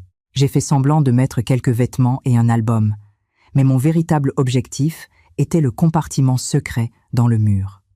J'ai déplacé la table de chevet et frappé doucement le mur. J'ai tout de suite trouvé l'endroit qui sonnait creux. Avec une épingle à cheveux, j'ai soulevé délicatement le papier peint décollé et j'ai glissé ma main. J'ai trouvé un petit sac en soie. À l'intérieur, le pendentif Belle Époque de ma grand-mère reposait intact, sous la lumière du matin. Il émettait un doux éclat. Ce bijou familial avait une valeur suffisante pour acheter cette maison entière plusieurs fois. Je l'ai trouvé. J'ai embrassé le pendentif et je l'ai rangé avec soin contre ma poitrine. 10 minutes plus tard, je suis retournée dans le salon avec ma valise. Julien avait déjà l'accord de divorce prêt et parlait au téléphone avec son avocat. Oui, comme on en avait parlé. Elle renonce volontairement à tous les biens. Oui, c'est ça. Elle va le signer tout de suite. Je me suis assise à côté de lui en silence et j'ai pointé discrètement mon téléphone vers lui pour enregistrer sa voix arrogante. Cette femme est une idiote complète. Après des années à travailler gratuitement comme une bonne à la maison, elle part maintenant les mains vides. Haha, cet enregistrement ferait un joli souvenir. À midi, nous sommes allés chez l'avocat et le notaire pour finaliser le divorce par consentement mutuel. Le processus a été étonnamment simple. En moins d'1 heure, les papiers étaient signés. En sortant, Julien a poussé un long soupir, comme s'il s'était délesté d'un grand poids. « Camille, merci pour tout le temps passé ensemble », a-t-il dit hypocritement. « Si un jour tu as besoin d'aide, n'hésite pas à m'appeler. » J'ai souri et j'ai hoché la tête. « Je le ferai. » Ah, au fait, j'ai sorti une enveloppe de mon sac. C'est un cadeau pour toi. Félicitations pour avoir recouvré ta liberté. Julien a pris l'enveloppe avec étonnement. « Qu'est-ce que c'est? Ouvre-la quand tu seras rentré. » Je me suis tournée vers le taxi qui m'attendait déjà. « Adieu, Julien. » Tandis que le taxi s'éloignait, j'ai vu par la vitre arrière comment Julien, incapable de se retenir, ouvrait l'enveloppe. À l'intérieur, il y avait les photos de Lola entrant et sortant de l'hôtel avec d'autres hommes, et un rapport de prédiction ADN qui indiquait une probabilité de 99% que Julien ne soit pas le père du bébé. « Le premier cadeau. J'espère qu'il te plaira », ai-je murmuré. Mon arrêt suivant a été la banque. J'avais rendez-vous avec mon conseiller bancaire pour finaliser les démarches. « Madame Camille, souhaitez-vous clôturer ce compte joint ?» a demandé le conseiller. « Il reste un solde de plus de 300 000 €. Transférez tout sur ce compte », lui ai-je tendu un papier. Ensuite, fermez-le. C'était un autre compte joint dont Julien ne se souvenait même pas de l'existence. L'argent que nous avions économisé au début de notre mariage, notre fonds pour nos rêves, avant que l'entreprise ne grandisse. Il avait complètement oublié cet argent. De la banque, je suis allée au bureau de poste. J'ai envoyé 2 colis. Le premier à ma belle-mère Béatrice. Il contenait des copies des reçus des prêteurs sur gage où Lola avait vendu ses bijoux accompagnés de photos des objets. Le second à M. Moreau, le vice-président de l'entreprise. Il contenait toutes les preuves irréfutables du détournement de fonds de Julien. Ma dernière destination fut un cabinet d'avocats. Mon propre avocat m'y attendait. « Madame la directrice, tout est prêt. » Il a fait glisser une pile de documents vers moi. « Voici tous les papiers légaux que vous avez demandés. Le certificat de renonciation aux biens communs, le contrat de transfert des actions de l'entreprise et la déclaration d'exonération des dettes. » Je les ai examinés rapidement. J'ai confirmé que tout était en ordre et j'ai signé. Quand l'autre partie les recevra-t-elle? Demain matin, j'irai personnellement à l'entreprise de M. Julien pour les lui remettre. L'avocat a souri, et je lui rappellerai que selon cet accord en renonçant à tous les biens, vous êtes également exempté de toutes les dettes conjointes. Selon mes recherches, la dette actuelle de l'entreprise approche les 20 millions d'euros. J'ai hoché la tête avec satisfaction. C'était parfait. Au crépuscule, je suis retournée dans la maison que je ne pouvais plus appeler mienne pour faire un dernier nettoyage. Julien n'était pas là. Il était probablement en train de chercher Lola pour lui demander des explications. Pour moi, c'était la situation idéale. Dans le débarras, j'ai trouvé une boîte poussiéreuse. Elle contenait des souvenirs de mon époque universitaire. D'un vieil annuaire décoloré, j'ai sorti une petite clé usée. La clé du coffre-fort de la banque suisse. Elle était restée cachée là, sans que personne n'en connaisse la valeur. Juste au moment où j'allais partir, mon téléphone a sonné. C'était mon père. « Tu as fini ?» a-t-il demandé de façon concise. « Oui, je viens de signer. Le vol pour la Suisse part demain matin. » Mon père est resté silencieux un instant. « Camille, tu dois vraiment en arriver là. Papa, tu connais mon caractère, » ai-je dit à voix basse. « Une fois que je prends une décision, je ne fais jamais marche arrière. » Compris. Mon père a soupiré. « Rappelle-toi juste une chose. Quoi qu'il arrive, le groupe Valmont sera toujours à tes côtés. » J'ai raccroché et jeté un dernier coup d'œil à la maison où j'avais vécu pendant 5 ans. Étonnamment, je ne ressentais aucune nostalgie. Tous les bons souvenirs avaient volé en éclats dans cette comédie du jour de mon anniversaire. Je suis retourné à l'appartement que j'avais loué temporairement et j'ai commencé à faire ma valise. En réalité, je n'avais pas grand-chose à emballer. Les choses importantes, je les avais déjà envoyées en Suisse par l'intermédiaire d'un ami. Je n'avais besoin que de quelques vêtements de rechange et des documents essentiels. Le téléphone a de nouveau sonné. Cette fois, c'était Sarah. « Camille, qu'est-ce que tu as fait ?» La voix de Sarah était surexcitée. « Julien cherche Lola comme un fou. Il vient de faire irruption dans l'hôtel où elle séjourne et a saccagé la chambre. Je lui ai juste raconté une petite partie de la vérité, ai-je dit l'air de rien. Ce n'est pas tout. » Sarah a baissé la voix. « Je viens de recevoir des informations du commissariat. Soudain, la banque a envoyé une inspection à l'entreprise de Julien. Quelqu'un a dénoncé une comptabilité frauduleuse. Ça a un rapport avec toi, n'est-ce pas ? J'ai répondu avec un sourire. Sarah, demain je pars pour la Suisse. Si vite, s'est écriée Sarah. Quand est-ce qu'on se reverra ? Bientôt, lui ai-je promis. Dès que je serai installée, je t'inviterai. Ah, au fait, une faveur, donne ça à Hugo. Je lui ai donné l'emplacement d'une clé USB qui contenait une lettre de recommandation pour mon assistant et un petit cadeau. Avec ça, il en aurait assez pour trouver un bon emploi dans une autre entreprise. Bien sûr, j'y avais aussi glissé quelques données internes de l'entreprise de Julien. La nuit était bien avancée, mais je n'arrivais pas à dormir. L'écran de mon téléphone s'est illuminé. C'était un appel de Julien. Je n'ai pas répondu. Immédiatement, il a commencé à pleuvoir des SMS. « Camille, tu m'as piégé. Ces preuves, c'est toi qui les as falsifiées, n'est-ce pas ? L'enfant de Lola est à moi. La banque vient de dire qu'elle va retirer tous les prêts. C'est toi, réponds. Nous devons parler. Salope, tu vas pourrir en enfer. » En lisant le dernier message, j'ai éclaté de rire. J'ai mis le téléphone en mode avion et je me suis endormi paisiblement.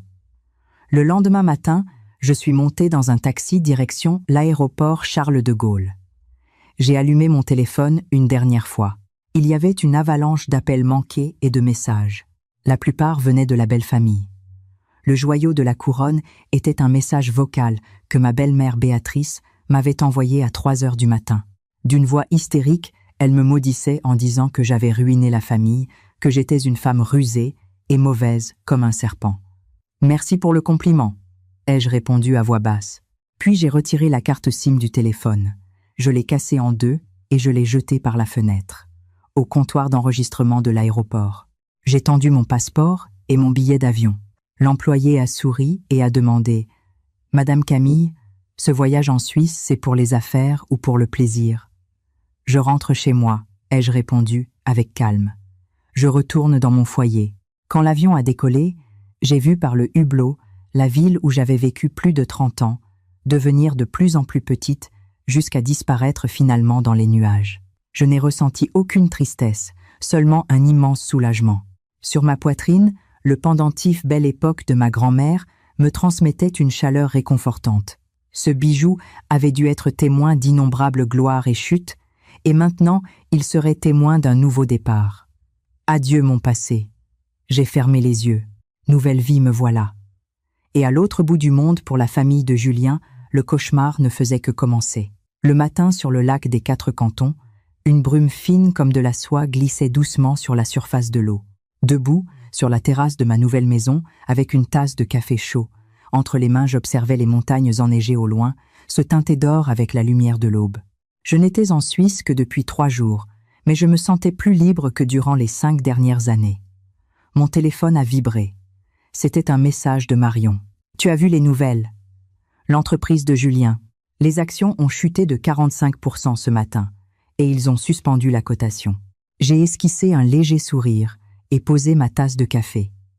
J'ai ouvert mon ordinateur portable et en quelques secondes, le graphique de la cotation en temps réel de l'entreprise de Julien est apparu à l'écran. Une ligne rouge tombait presque en piqué. J'ai cliqué sur le titre de la section Économie. L'entreprise technologique K-Tech s'effondre dans une crise de la dette. La direction visée par une enquête pour détournement de fonds.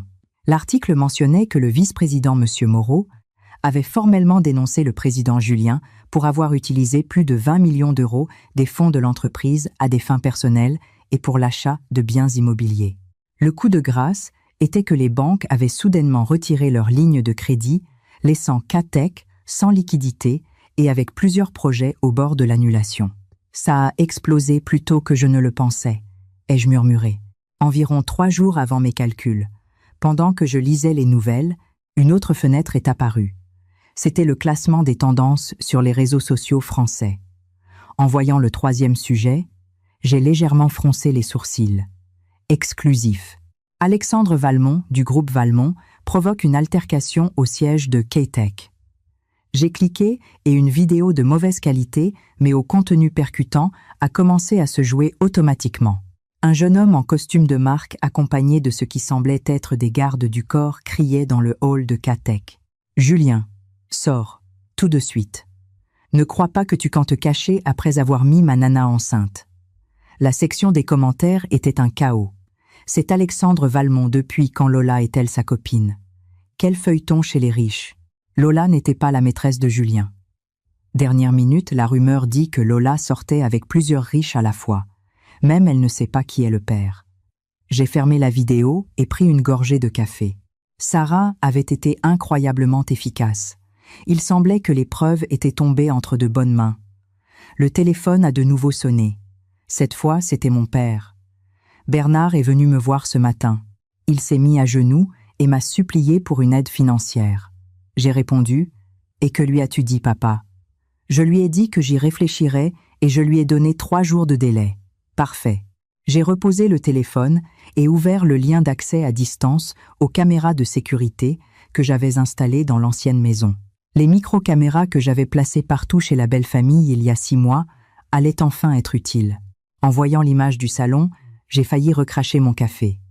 Ma belle-mère Béatrice retournait toute la maison dans une crise d'hystérie criant toutes sortes d'injures. « Salope, toutes les mêmes. Où est mon bracelet et mon collier de diamants ?» Mon beau-père Bernard était assis sur le canapé, le visage cendré. « Arrête de chercher. La police dit que Lola a vendu tous ses bijoux chez des prêteurs sur gage. Impossible. Ce sont les économies de toute ma vie. Ma belle-mère s'est effondrée sur le sol sanglotant. Tout est de la faute de ton fils pour avoir amené cette mauvaise femme chez nous. » J'ai basculé sur la caméra du bureau. Julien criait au téléphone. « Je m'en fous de comment vous faites. Retrouvez-la. » Elle s'est enfuie avec les 2 derniers millions qui restaient sur mon compte. On a dû lui dire quelque chose à l'autre bout du fil car soudain il a jeté son téléphone contre le mur. Incapable, vous ne servez à rien. Finalement, j'ai vérifié la caméra la plus intéressante, celle du débarras. Étonnamment, Lola était toujours là. Elle était en train de fouiller secrètement dans ma valise.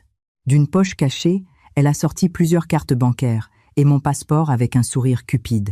Intéressant. Elle pensait qu'elle aurait déjà fui loin, mais elle avait encore le toupet de revenir pour voler. Tant mieux. J'avais besoin d'une preuve plus directe. J'ai fait une capture d'écran et je l'ai envoyée à Sarah avec l'emplacement exact de Lola. Dis à Julien que son grand amour est dans le débarras de notre maison. Moins de 10 minutes plus tard, la caméra a capturé Julien, courant vers le débarras. Derrière lui, 2 policiers le suivaient.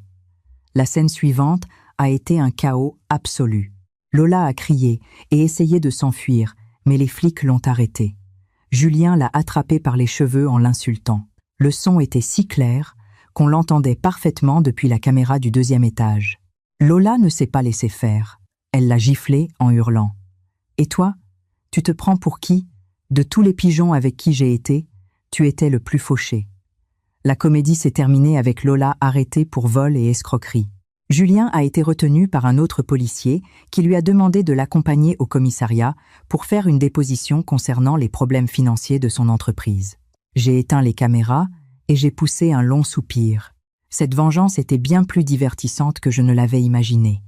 Tout ce que j'avais prévu prendre des semaines ou des mois s'était réalisé en seulement 3 jours. L'après-midi, j'ai conduit jusqu'à la banque privée à Genève. Le directeur Maurice m'a reçu personnellement. « Madame, le portefeuille d'actifs que vous avez déposé dans notre banque est très stable. » Il m'a tendu un rapport. « Compte tenu de votre profil d'investissement, je recommande d'augmenter légèrement les investissements dans l'or et l'art. » En feuilletant le rapport, j'ai vu un nom familier. Cette collection d'art antique asiatique qui est maintenant aux enchères. Elle inclut de la céramique de la dynastie Song. Oui, c'est de la collection d'une personne qui souhaite rester anonyme. Maurice a souri. « Si vous êtes intéressé, je peux organiser une visite privée. »« Non, merci. » Ai-je secoué la tête. C'étaient les pièces de ma propre collection. En sortant de la banque, j'ai reçu un SMS d'un numéro inconnu. « Tu crois que tu as gagné, n'est-ce pas ? Je te trouverai. Je te le jure, salope. » C'était Julien. J'ai souri et bloqué le numéro. Il ne valait pas la peine de prêter attention aux aboiements d'un chien errant. De retour dans ma villa au bord du lac, j'ai décidé de mettre un point final à ma vengeance. J'ai allumé l'ordinateur et rassemblé dans un seul fichier toutes les informations sur les autres hommes de Lola, les registres de ses entrées à l'hôtel et le rapport de prédiction ADN du bébé. J'ai joint une photo de Lola arrêtée par la police et je l'ai envoyée à Julien par email. L'objet était « Je vous souhaite tout le bonheur du monde ». Après avoir cliqué sur « Envoyer », j'ai ressenti une libération sans précédent. L'énorme pierre qui oppressait mon cœur depuis 6 mois s'était enfin brisée en morceaux. J'ai dîné dans un restaurant sur les rives du lac. Le chef m'a préparé une fondue, un plat traditionnel suisse. Pendant que je savourais le repas, mon téléphone a vibré. C'était Sophie. J'ai hésité un instant, mais j'ai répondu « Belle sœur ». Non, Camille. La voix de Sophie était étouffée par les larmes. Je sais que je n'ai pas le droit de te demander quoi que ce soit, mais la famille est complètement ruinée. Papa a fait un infarctus à cause de la tension. Maman a perdu la tête. Mon frère fait l'objet d'une enquête policière et l'entreprise va se déclarer en faillite demain. J'ai fait tourner mon verre de vin en silence. « Camille, s'il te plaît, pourrais-tu nous prêter un peu d'argent ?» La voix de Sophie s'estompait. Je sais que c'est une demande déraisonnable. Sophie, je l'ai interrompue avec calme. Tu te souviens de ce que toute ta famille m'a fait le jour de mon anniversaire. Il y a eu un long silence à l'autre bout. Je suis désolée, a-t-elle finalement dit entre ses sanglots. Tu n'as pas à t'excuser. J'ai coupé un morceau de pain. De toute façon, je n'ai pas l'intention d'accepter tes excuses. J'ai raccroché. J'ai mis le téléphone sur silencieux et j'ai continué mon dîner.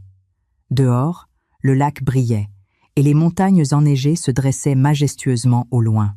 Le monde était si vaste et ma nouvelle vie ne faisait que commencer. De retour à la villa, je n'ai pas pu résister à l'envie de vérifier les informations de Paris. Catec était déjà officiellement entré en liquidation judiciaire et plusieurs entreprises partenaires, ainsi que des banques, avaient déposé des plaintes. Sur les réseaux sociaux, des révélations sur Lola n'arrêtaient pas d'apparaître ses antécédents, d'escroquerie les preuves de ses relations simultanées avec plusieurs hommes d'affaires, et même des photos de son passé, travaillant dans des bars à hôtesse. Mais ce qui m'a le plus surprise, c'est un message de Sarah. Lola a tout avoué. Elle dit que le bébé qu'elle attendait était en réalité de Maxime, ton beau-frère. Face à ce retournement dramatique, je suis restée perplexe pendant quelques secondes. Maxime, le beau-frère, toujours silencieux et réservé, avait eu une liaison avec Lola. Maintenant, je comprenais son regard complexe à l'hôpital. Je lui ai répondu « Julien est au courant. » Oui, il l'a appris au commissariat et il s'est jeté sur Maxime. Les flics ont dû les séparer. La famille est en ce moment une vraie poudrière. J'ai secoué la tête et j'ai éteint mon téléphone. Ce soap opéra n'avait plus rien à voir avec moi. Avant de m'endormir, j'ai vérifié mes emails. Il y avait une invitation d'une maison de vente aux enchères. Ces pièces de céramique de la dynastie Song seraient mises aux enchères le mois prochain et on s'attendait à ce que le lot dépasse les 5 millions de francs suisses. J'ai répondu confirmant ma présence et j'ai fermé l'ordinateur portable. Debout, devant la baie vitrée, j'ai observé comment la lumière de la lune se déversait sur le lac, se brisant en milliers d'éclats d'argent. La Camille, qui tremblait d'humiliation et de trahison il y a 6 mois, avait maintenant trouvé une toute nouvelle vie à l'autre bout du monde. Le goût de la vengeance était plus doux que je ne l'avais imaginé, non pas pour le plaisir qu'il procurait, mais parce qu'il m'avait enfin fait comprendre que certaines personnes ne méritaient pas une once de ma sincérité, et que je méritais une vie bien meilleure. Demain, je visiterai l'école d'art locale pour discuter d'un projet de collaboration. La semaine prochaine, j'avais rendez-vous avec le meilleur gynécologue de Suisse pour un bilan complet. Le mois prochain, quand ces antiquités seraient vendues, je créerai une fondation pour aider les femmes victimes de violences conjugales. L'entourage de Julien faisait maintenant partie du passé. Comme disait toujours ma grand-mère, les méchants reçoivent leur propre punition et nous n'avons qu'à vivre mieux. La nuit était profonde. Je me suis couchée. J'ai laissé le pendentif Belle Époque de ma grand-mère sur la table de chevet. Cette nuit, sans aucun doute, je ferai de beaux rêves. Quand la sonnette a retenti, j'étais dans le salon en train d'examiner les croquis de mon nouveau studio. Sur l'écran de l'interphone vidéo, j'ai vu un homme avec une barbe négligée et les yeux creux. Son costume était froissé comme s'il l'avait porté pendant très longtemps. J'ai plissé les yeux et au bout de 3 secondes, je me suis rendu compte que c'était Julien. En 6 mois, il semblait avoir vieilli d'au moins 10 ans. Je n'ai pas ouvert la porte tout de suite. À la place, je me suis versé un verre de vin rouge, et après en avoir lentement savouré une gorgée, j'ai appuyé sur le bouton d'ouverture. Camille. Dès qu'il m'a vu, Julien s'est mis à genoux avec un bruit sourd. Enfin, je t'ai trouvé. J'ai reculé d'un pas esquivant sa main, qui essayait d'attraper l'ourlet de ma jupe. Le sol suisse est dur. Tu vas te faire mal au genou. Camille, je me suis trompée. Je me suis vraiment trompée sur toute la ligne. Il a levé la tête, les yeux pleins de larmes. Cette sorcière de Lola m'a trompée. L'entreprise a fait faillite. Mes parents se sont effondrés. Je n'ai plus rien. J'ai fait tourner mon verre de vin adossé au cadre de la porte. Et je m'en suis rendu compte. Il a rampé sur les genoux de 2 pas vers moi. Je me suis rendu compte que tu étais mon seul amour. Remettons-nous ensemble. Tu m'aimes encore, n'est-ce pas? C'est pour ça que même après le divorce, tu continues d'utiliser mon. J'ai failli recracher le vin. Le prénom Camille était mon prénom de naissance, celui que je portais depuis plus de 30 ans. Il était naturel. Que je continue de l'utiliser après le divorce. Mais dans son délire, il pensait que je le faisais parce que j'éprouvais encore quelque chose pour lui, et que je gardais son nom de famille. Julien. J'ai soupiré. Premièrement, je n'ai jamais changé de nom de famille. Deuxièmement, comment m'as-tu trouvé? Son regard a vacillé. J'ai engagé un détective privé. Et combien ça t'a coûté? 50 000 €. 80 000, a-t-il balbutié. C'était un mensonge évident. Je suppose que tu l'as payé avec l'argent noir que tu avais caché au nom de Lola. Le visage de Julien est devenu cendré instantanément. Toi, comment sais-tu ça? Ce n'est pas la seule chose que je sais. Je me suis écartée pour le laisser passer. Allez, puisque tu viens de si loin, je vais t'offrir un thé. Il est entré dans le salon en titubant. J'ai marché délibérément, lentement lui donnant l'occasion d'observer chaque détail de la villa. Les hauts plafonds, le vaste lac et les montagnes visibles à travers les baies vitrées, les tableaux originaux d'artistes, célèbres sur les murs et les antiquités disposées apparemment au hasard, mais d'une valeur inestimable. Tout ça est à moi, a-t-il dit d'une voix tremblante. Je lui ai servi le thé le moins cher que j'avais. Assieds-toi.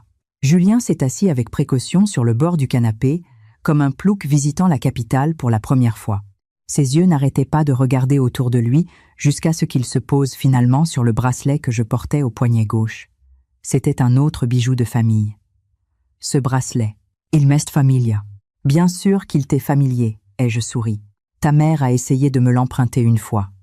J'ai refusé. Sa pomme d'Adam a bougé visiblement. La sueur perlait sur son front. Camille, je sais que je me suis trompée par le passé, mais je le regrette vraiment. Regarde, je n'ai plus rien. On m'a confisqué mon passeport. J'ai dû entrer illégalement en Suisse. Que c'est touchant, ai-je dit en prenant une gorgée de vin. Et tu es venu me chercher pour me donner une autre chance. Soudain, il m'a attrapé la main. On peut recommencer à 0. Tu as de l'argent, tu as des contacts, on peut se refaire.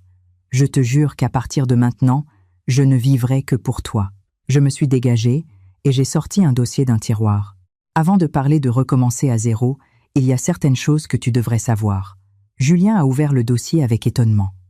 À l'intérieur se trouvaient plusieurs rapports de tests ADN. Il les a lus rapidement et son visage s'est durci. C'est impossible. Le fils de Lola est de mon sang. Oui, ai-je dit avec calme. Mais ce n'est pas ton fils. Selon les résultats, il y a 9,999% de probabilité que ce soit le fils de Maxime. Maxime, mon frère. Les mains de Julien ont commencé à trembler. Elle a aussi couché avec mon frère. Et ce n'est pas tout.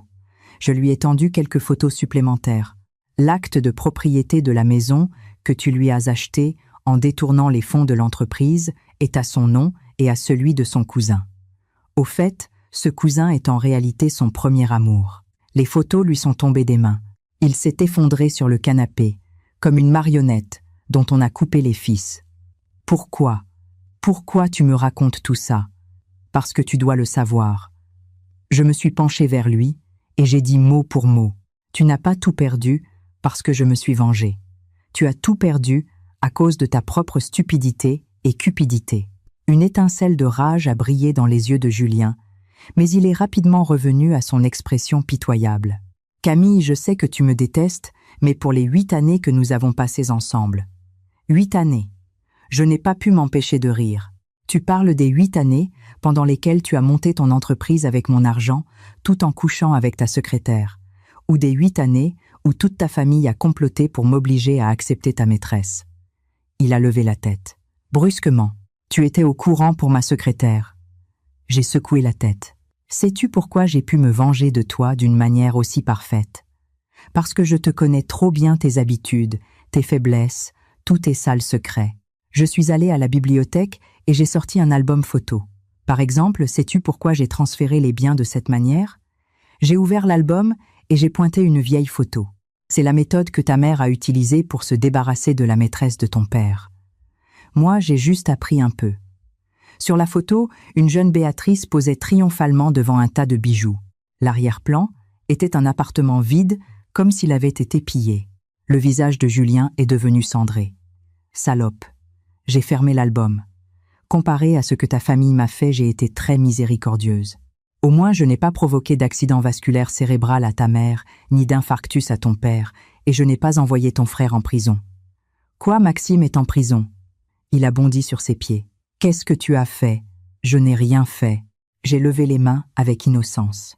Il a juste détourné les fonds de l'entreprise pour parier. Les preuves étaient irréfutables. Ah, au fait, celle qu'il a dénoncée, c'est Lola. Pour obtenir une réduction de peine, Julien errait dans le salon comme une bête en cage. Soudain, il s'est retourné et m'a pointé du doigt. « Camille, je vais te dénoncer. Je vais révéler toutes tes magouilles financières. Je ferai en sorte que le gouvernement suisse te confisque toute ta fortune. » J'ai soupiré et j'ai sorti une autre liasse de documents du coffre-fort. Ceci est l'accord de divorce que tu as toi-même signé. Il stipule que je renonce volontairement à tous les biens communs.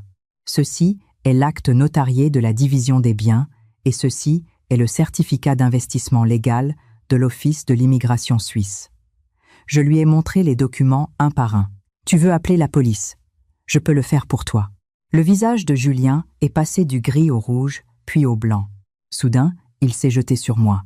« Sale garce, je vais te tuer. » J'y étais préparé. J'ai appuyé sur le bouton d'alarme que j'avais caché à portée de main. Instantanément, 2 agents de sécurité ont fait irruption et ont maîtrisé Julien qui se débattait comme un fou sur le sol. « Emmenez cet homme à l'aéroport », ai-je dit aux gardes, « et assurez-vous qu'il passe le contrôle de sécurité pour quitter le pays. »« Camille, tu vas pourrir en enfer », criait Julien pendant qu'il le traînait. « Je reviendrai, je te le jure. Attends-moi. » Debout dans l'encadrement de la porte, j'ai souri en le regardant être fourré de force dans la voiture de sécurité. « Passe le bonjour à Lola de ma part. » J'ai fermé la porte. J'ai poussé un long soupir et je me suis resservi du vin. Cette confrontation s'était terminée beaucoup plus facilement que prévu. Toutes les réactions de Julien, chacune de ses paroles, avaient été presque exactement comme je les avais anticipées. Dehors, Le crépuscule teignait le lac d'or. J'ai ouvert mon téléphone et j'ai vu un nouveau message de Sarah. Maxime condamné à 3 ans de prison. Lola expulsée vers son pays d'origine pour escroquerie. Julien disparu.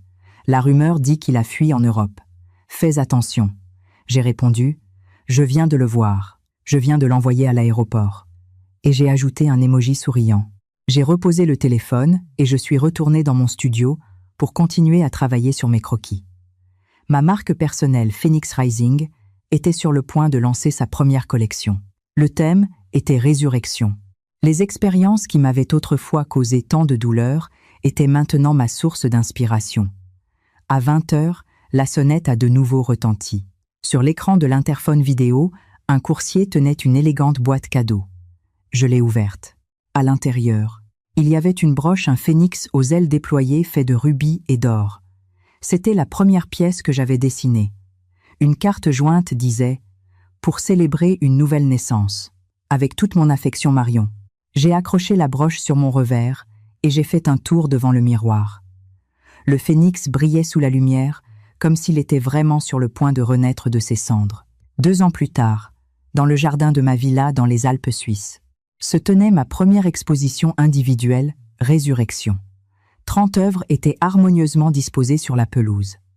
Chaque pièce était comme une fenêtre sur mon évolution émotionnelle de ces 2 dernières années. « Madame, d'où tirez-vous l'inspiration pour cette œuvre métamorphose ?» m'a demandé un critique d'art en désignant la pièce la plus marquante. Au centre de la toile, un papillon translucide émergeait d'une chrysalide brisée. Ses ailes, au lieu des motifs habituels, étaient couvertes d'innombrables petits chiffres et lettres. En y regardant de plus près, on pouvait voir que c'étaient des fragments de mon accord de divorce et de clauses légales. La métamorphose implique de la douleur, ai-je dit en souriant. Mais après la douleur, vient la liberté de voler. La base de ce tableau est faite avec la pâte à papier de mon propre accord de divorce broyé. Le critique émerveillé s'est approché de l'œuvre. Quelle créativité! Sublimer un document légal en art. Cette forme d'expression est une interprétation révolutionnaire de l'art féministe. J'ai incliné la tête en signe de remerciement, tandis que mon regard parcourait les nombreux invités dans le jardin. En 2 ans, j'étais passée du statut d'épouse abandonnée à celui d'artiste émergente acclamée. Les créations de ma marque avaient été acquises par plusieurs musées, et l'exposition d'aujourd'hui avait attiré bon nombre des figures les plus importantes du monde de l'art européen. Camille, Marion s'effrayait un chemin à travers la foule. Elle tenait une coupe de champagne. Tout est vendu. Félicitations. Même l'œuvre cendre, évaluée à 1 million de francs, a été réservée par une galerie du Luxembourg.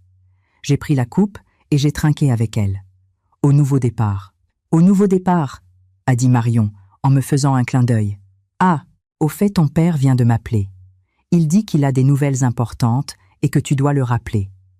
Je me suis retirée sur une terrasse tranquille et j'ai composé le numéro de mon père. Il a répondu presque instantanément. Camille. L'exposition se passe bien. La voix de mon père semblait fatiguée mais chaleureuse. Un succès total. Toutes les œuvres ont été vendues. J'ai regardé les neiges éternelles au loin. Tu as des nouvelles. Mon père a gardé le silence quelques secondes. La famille de Julien est finie. J'ai inconsciemment joué avec le bord de mon verre. Raconte-moi. Bernard a été condamné à 12 ans de prison. Détournement de fonds. Corruption, évasion fiscale. La totale. Béatrice a fait un AVC et vit dans un EHPAD. Elle peut à peine bouger. Et Julien. Mon père a fait une pause. Il a été condamné à 8 ans de prison pour escroquerie et captation illégale de fonds. J'ai fermé les yeux, laissant l'information se décanter. Étrangement, je n'ai pas ressenti la satisfaction que j'espérais, seulement un léger sentiment proche de la compassion. Et l'entreprise. Le processus de liquidation judiciaire est terminé. Tous les actifs ont été vendus aux enchères pour payer les dettes. Le projet de Saint-Denis a été annulé et la mairie a récupéré les terrains. Mon père a soupiré. « Camille, tu les détestes. » J'y ai réfléchi un instant. Non, je ne les déteste plus. Haïr consomme trop d'énergie. Je préfère utiliser cette énergie pour créer de belles choses. Tu vaux mieux que ton père. La voix de mon père semblait fière. Ah, au fait, le mois prochain, c'est mon anniversaire. Tu viendras à Paris. J'y serai, ai-je répondu sans hésiter. J'ai quelques affaires à y régler. J'ai raccroché et je suis retournée à l'exposition. Pendant les 2 heures qui ont suivi, je n'ai cessé de recevoir des félicitations, de répondre à des questions et de prendre des photos avec les acheteurs. Quand le dernier invité est parti, le crépuscule teignait déjà de rose les montagnes enneigées. « Fatiguée », a demandé Marion en ramassant les catalogues. « Tu vas quand même aller à la fête ce soir. » « Je dois y aller. Mais d'abord, j'ai quelque chose à faire. » J'ai sorti mon chéquier, j'ai écrit un chiffre et je l'ai donné à mon assistante. « Fais un don de cette somme à la Fondation d'aide aux femmes, au nom de cette exposition. » L'assistante a écarquillé les yeux. 500 000 francs. Mais c'est la moitié des bénéfices de l'exposition. C'est pour ça que ça a du sens. J'ai souri. Dis à la Fondation que j'espère que cet argent aidera les femmes qui subissent des violences conjugales à trouver une nouvelle vie, tout comme l'expriment ses œuvres. Ce soir-là, lors de la fête de célébration, on m'a demandé de prononcer un discours improvisé. Debout devant l'Assemblée. J'ai partagé mon histoire publiquement pour la première fois. Il y a 2 ans, le jour de mon 32e anniversaire. Mon mari a ramené sa maîtresse enceinte et toute sa famille pour m'exiger d'accepter l'absurde situation que 2 femmes servent un seul homme. Ma voix était calme, sans rancune. À ce moment-là, j'ai cru que ma vie était finie. Mais aujourd'hui, debout ici, je veux dire à toutes les femmes qui ont souffert d'une trahison, ce n'est pas la fin. C'est le début d'une renaissance. Un chaleureux cortège d'applaudissements a éclaté dans la salle. Plusieurs femmes se sont approchées les larmes aux yeux pour m'enlacer. L'une d'elles m'a chuchoté. « Ton histoire m'a donné le courage de quitter le mari qui me maltraitait. » À cet instant, j'ai soudainement compris la différence entre la vengeance et la sublimation. La vengeance n'apporte qu'un plaisir éphémère. Mais transformer la douleur en une force pour aider les autres, c'est ça la véritable guérison. 1 mois plus tard, j'ai pris un vol retour pour Paris. 2 années avaient suffi pour changer le visage de la ville. De nouveaux bâtiments s'élevaient dans les rues familières et certaines anciennes boutiques avaient disparu. Avec des lunettes de soleil, j'ai marché seul parmi la foule. Personne n'aurait reconnu dans cette femme élégante et sûre d'elle l'épouse abandonnée et négligée d'autrefois. Après avoir réglé mes affaires familiales, je me suis sentie étrangement attirée par un café que j'avais l'habitude de fréquenter. La décoration avait changé, mais la table près de la fenêtre était toujours là. J'ai commandé un café crème, comme lors de tant de matins de week-end passés. « Excusez-moi. » J'ai levé les yeux. Une jeune femme en uniforme de serveuse se tenait près de ma table. La tasse de café qu'elle tenait tremblait légèrement. J'ai mis un moment à la reconnaître. C'était Sophie, mon ancienne belle-sœur, autrefois si arrogante. Maintenant, son visage était rempli de soucis avec de profondes cernes sous les yeux. « Sophie », j'ai hoché la tête avec calme. « C'est vraiment toi. » Sa voix tremblait. Je ne sais pas quoi dire. Je suis désolée. J'ai accepté la tasse et l'ai posée sur la table. « Comment vas-tu ? Comment pourrais-je aller bien ?» Elle a souri avec amertume en s'essuyant les mains. « Mon père est en prison, ma mère en EHPAD, mon frère aussi. Nous avons perdu la maison, les voitures. Je survis avec 2 emplois à temps partiel. J'ai bu une gorgée de café en silence. Avant cette scène m'aurait procuré une grande satisfaction, mais maintenant, je ne ressentais qu'une légère tristesse. « Camille, je sais que je n'ai aucun droit. » Sophie m'a attrapé la main soudainement. « Pourrais-tu me prêter de l'argent ? Le traitement de ma mère est très... » J'ai retiré ma main doucement et j'ai sorti une carte de visite de mon sac. Voici les coordonnées de l'entreprise d'une amie. Il cherche une assistante de direction. Le salaire est bon. Si tu as besoin d'une recommandation, appelle-moi. Sophie est restée pétrifiée. Les larmes ont jailli de ses yeux. Tu ne me détestes pas. Je t'ai détesté, ai-je dit avec sincérité. Mais plus maintenant. J'ai laissé l'argent pour le café sur la table et je me suis levée. Prends soin de toi. En sortant du café, le soleil brillait fort. J'ai respiré à plein poumon l'air familier de la ville. J'ai eu l'impression qu'un nœud à l'intérieur de moi s'était enfin dénoué. La carte de visite aiderait sûrement Sophie à trouver un emploi. L'utiliser ou non, c'était maintenant sa décision. La générosité ne consiste pas à pardonner, mais à se libérer soi-même. Je n'étais plus enchaînée par la haine, mais je n'allais pas non plus agir de manière hypocrite, comme si rien ne s'était passé. Peu, être que cet équilibre était la véritable signification de la maturité. Mon téléphone a vibré. C'était un message de Sarah. On m'a dit que tu étais à Paris. On se retrouve ce soir à notre endroit habituel. J'ai répondu, d'accord. Apporte une bonne bouteille de vin. J'ai un cadeau pour toi. J'ai hélé un taxi et jeté un dernier coup d'œil à la vitrine du café. Sophie était toujours là, serrant la carte de visite dans sa main, avec une expression complexe sur le visage. J'ai remonté la vitre et j'ai dit au chauffeur « Vers le centre-ville, s'il vous plaît ». La voiture s'est insérée dans le trafic dense. La lumière du soleil se déversait à travers la vitre sur mon visage. Elle était chaude. Demain, c'était mon 35e anniversaire. Et cette fois, bien que seul j'accueillerais mon nouvel âge sans me sentir isolé le moins du monde. Le pendentif en émeraude et diamants de la belle époque attendait dans mon sac le jour où il serait offert à un musée. Cette histoire, cet amour et cette haine, je les laisserais maintenant s'envoler avec le vent. Le chemin à parcourir était encore long, et il brillait d'une lumière éblouissante.